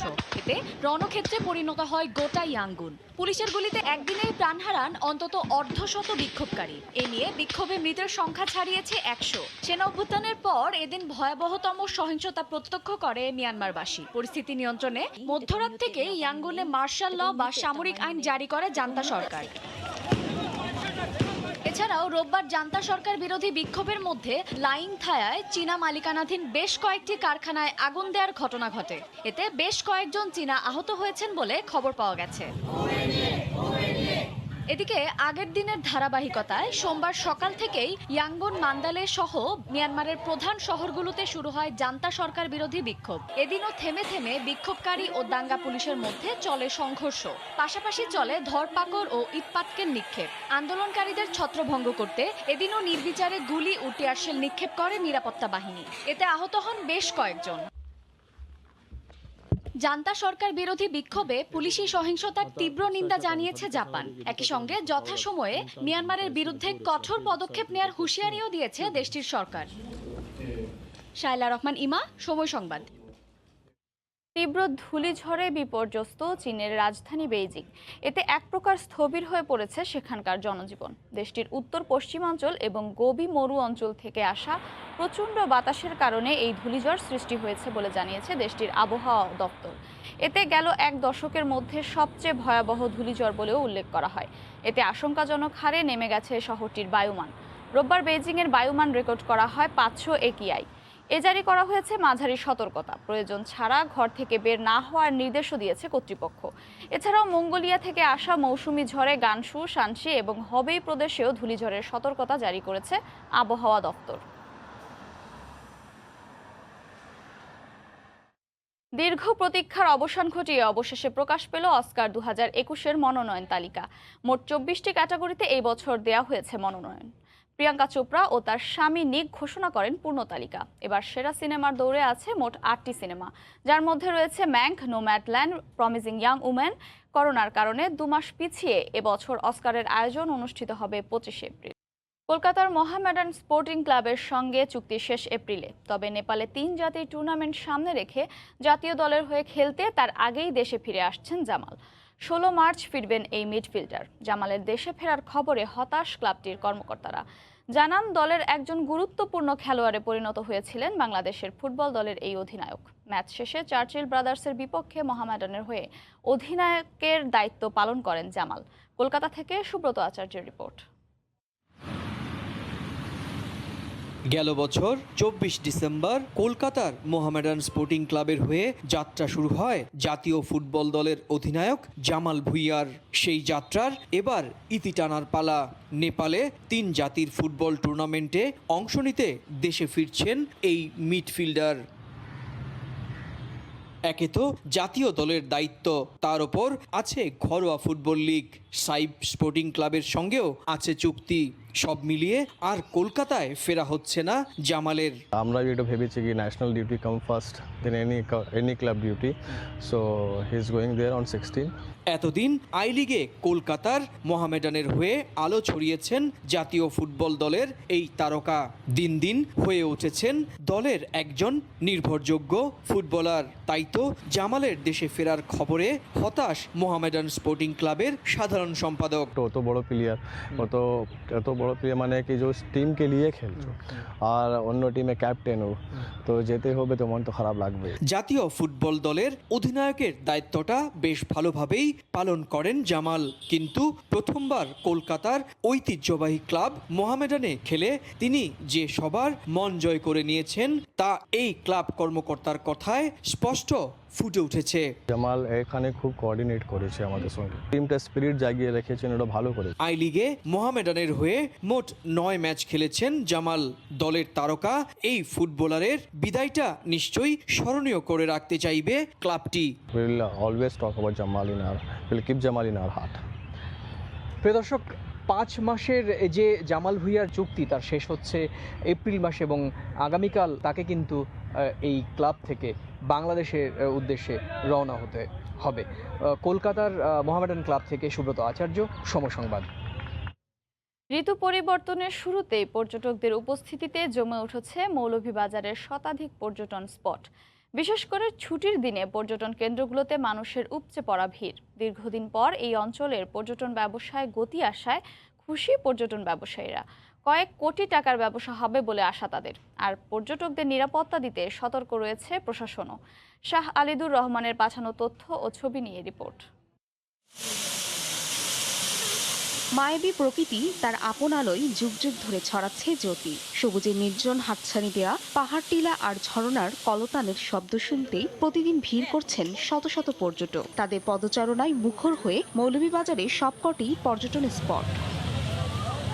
সাপ্তাহিক ছুটির দিনে সাতগাঁও চারকন্যা, কমলগঞ্জের লাউয়াছড়া চা গবেষণা ইনস্টিটিউট, বড়লেখা হাকালুকি হাওর পার, 71 বধ্যভূমি পর্যটকদের উপস্থিতিতে সে এক মিলন মেলায় পরিণত হয়। সেই সাথে বিচিত্র গাছগাছালি আর বনের মধ্যে বন্যপ্রাণীর আনাগোনা ও সবুজ গালিচায় মোড়ানো চা বাগান এবং প্রাকৃতিক সৌন্দর্যে অভিভূত পর্যটকরা। সুন্দর লাগছে আমাদের সবার কাছে। আমরা সব ফ্রেন্ডরা এন্ড উইথ আওয়ার ওয়াইফ আমরা আসছি একসাথে। খুবই ভালো লাগলো। সিলেটের চা, সিলেটের মধু এন্ড এভরিথিং ওয়াজ গ্রেট। ওয়েদারটা খুব ভালো আর এখানকার মানুষজন অনেক খুব ভালো। এদিকে করোনাকালীন দীর্ঘ সময় মৌলভীবাজারের পর্যটন স্পট বন্ধ থাকায় ব্যবসায়ীরা ব্যাপক ক্ষতির মুখে পড়েন। তবে ঋতু পরিবর্তনের সাথে সাথেই মৌলভীবাজারে পর্যটন ব্যবসা জমে উঠেছে। ব্যবসায় গতি আসায় ব্যবসায়ীরা কয়েক কোটি টাকার ব্যবসার আশাবাদী। পর্যটকদের নিরাপত্তা দিতেও সতর্ক প্রশাসন। আশার আলো দেখা যাইতেছে। আশা করি আগামীতে ব্যবসা হবে এবং ক্ষতির পরিমাণ আমরা আস্তে আস্তে কাটাই উঠব। এইভাবে যদি পর্যটকরা আসা শুরু করে, আমরা কয়েক কোটি টাকা আহরণ করে কিছুটা হয়তো আমাদের লোকসান সামলাইতে পারি। তাদের সিকিউরিটি সহ অন্যান্য সকল বিষয়ে আমরা নজর রাখছি এবং আমরা আশা করছি যে অচিরেই তাদের যে ঘাটতিটা হয়েছে, যে ক্ষতিটি হয়েছে, তারা এই বছরের মধ্যেই সেটি পুষিয়ে নিতে সক্ষম হবে। বৈচিত্র্যময় হাওর, পাহাড়, টিলা মিলিয়ে 200টি পর্যটন কেন্দ্র রয়েছে জেলায়। প্রতি বছর কয়েক লাখ পর্যটকের সমাগম হয় এখানে। সময় সংবাদ, মৌলভীবাজার। ভোরের সময় শীর্ষ সংবাদ জানিয়ে দিচ্ছি আরেকবার। বাড়ছে পারিবারিক সঞ্চয়পত্র বিক্রির পরিমাণ। ব্যাংকের চেয়ে মুনাফা বেশি বলেই আগ্রহ বেড়েছে দাবি ক্রেতাদের। বিনিয়োগের ভিন্ন পরিবেশ না থাকায় মানুষ সঞ্চয়মুখী, মত অর্থনীতিবিদদের। এবং অক্সফোর্ড অ্যাস্ট্রাজেনেকার টিকায় স্বাস্থ্য ঝুঁকির বিষয়টি ভিত্তিহীন, দাবি বিশ্ব স্বাস্থ্য সংস্থার। ভ্যাকসিন কার্যক্রম চালু রাখার আহ্বান।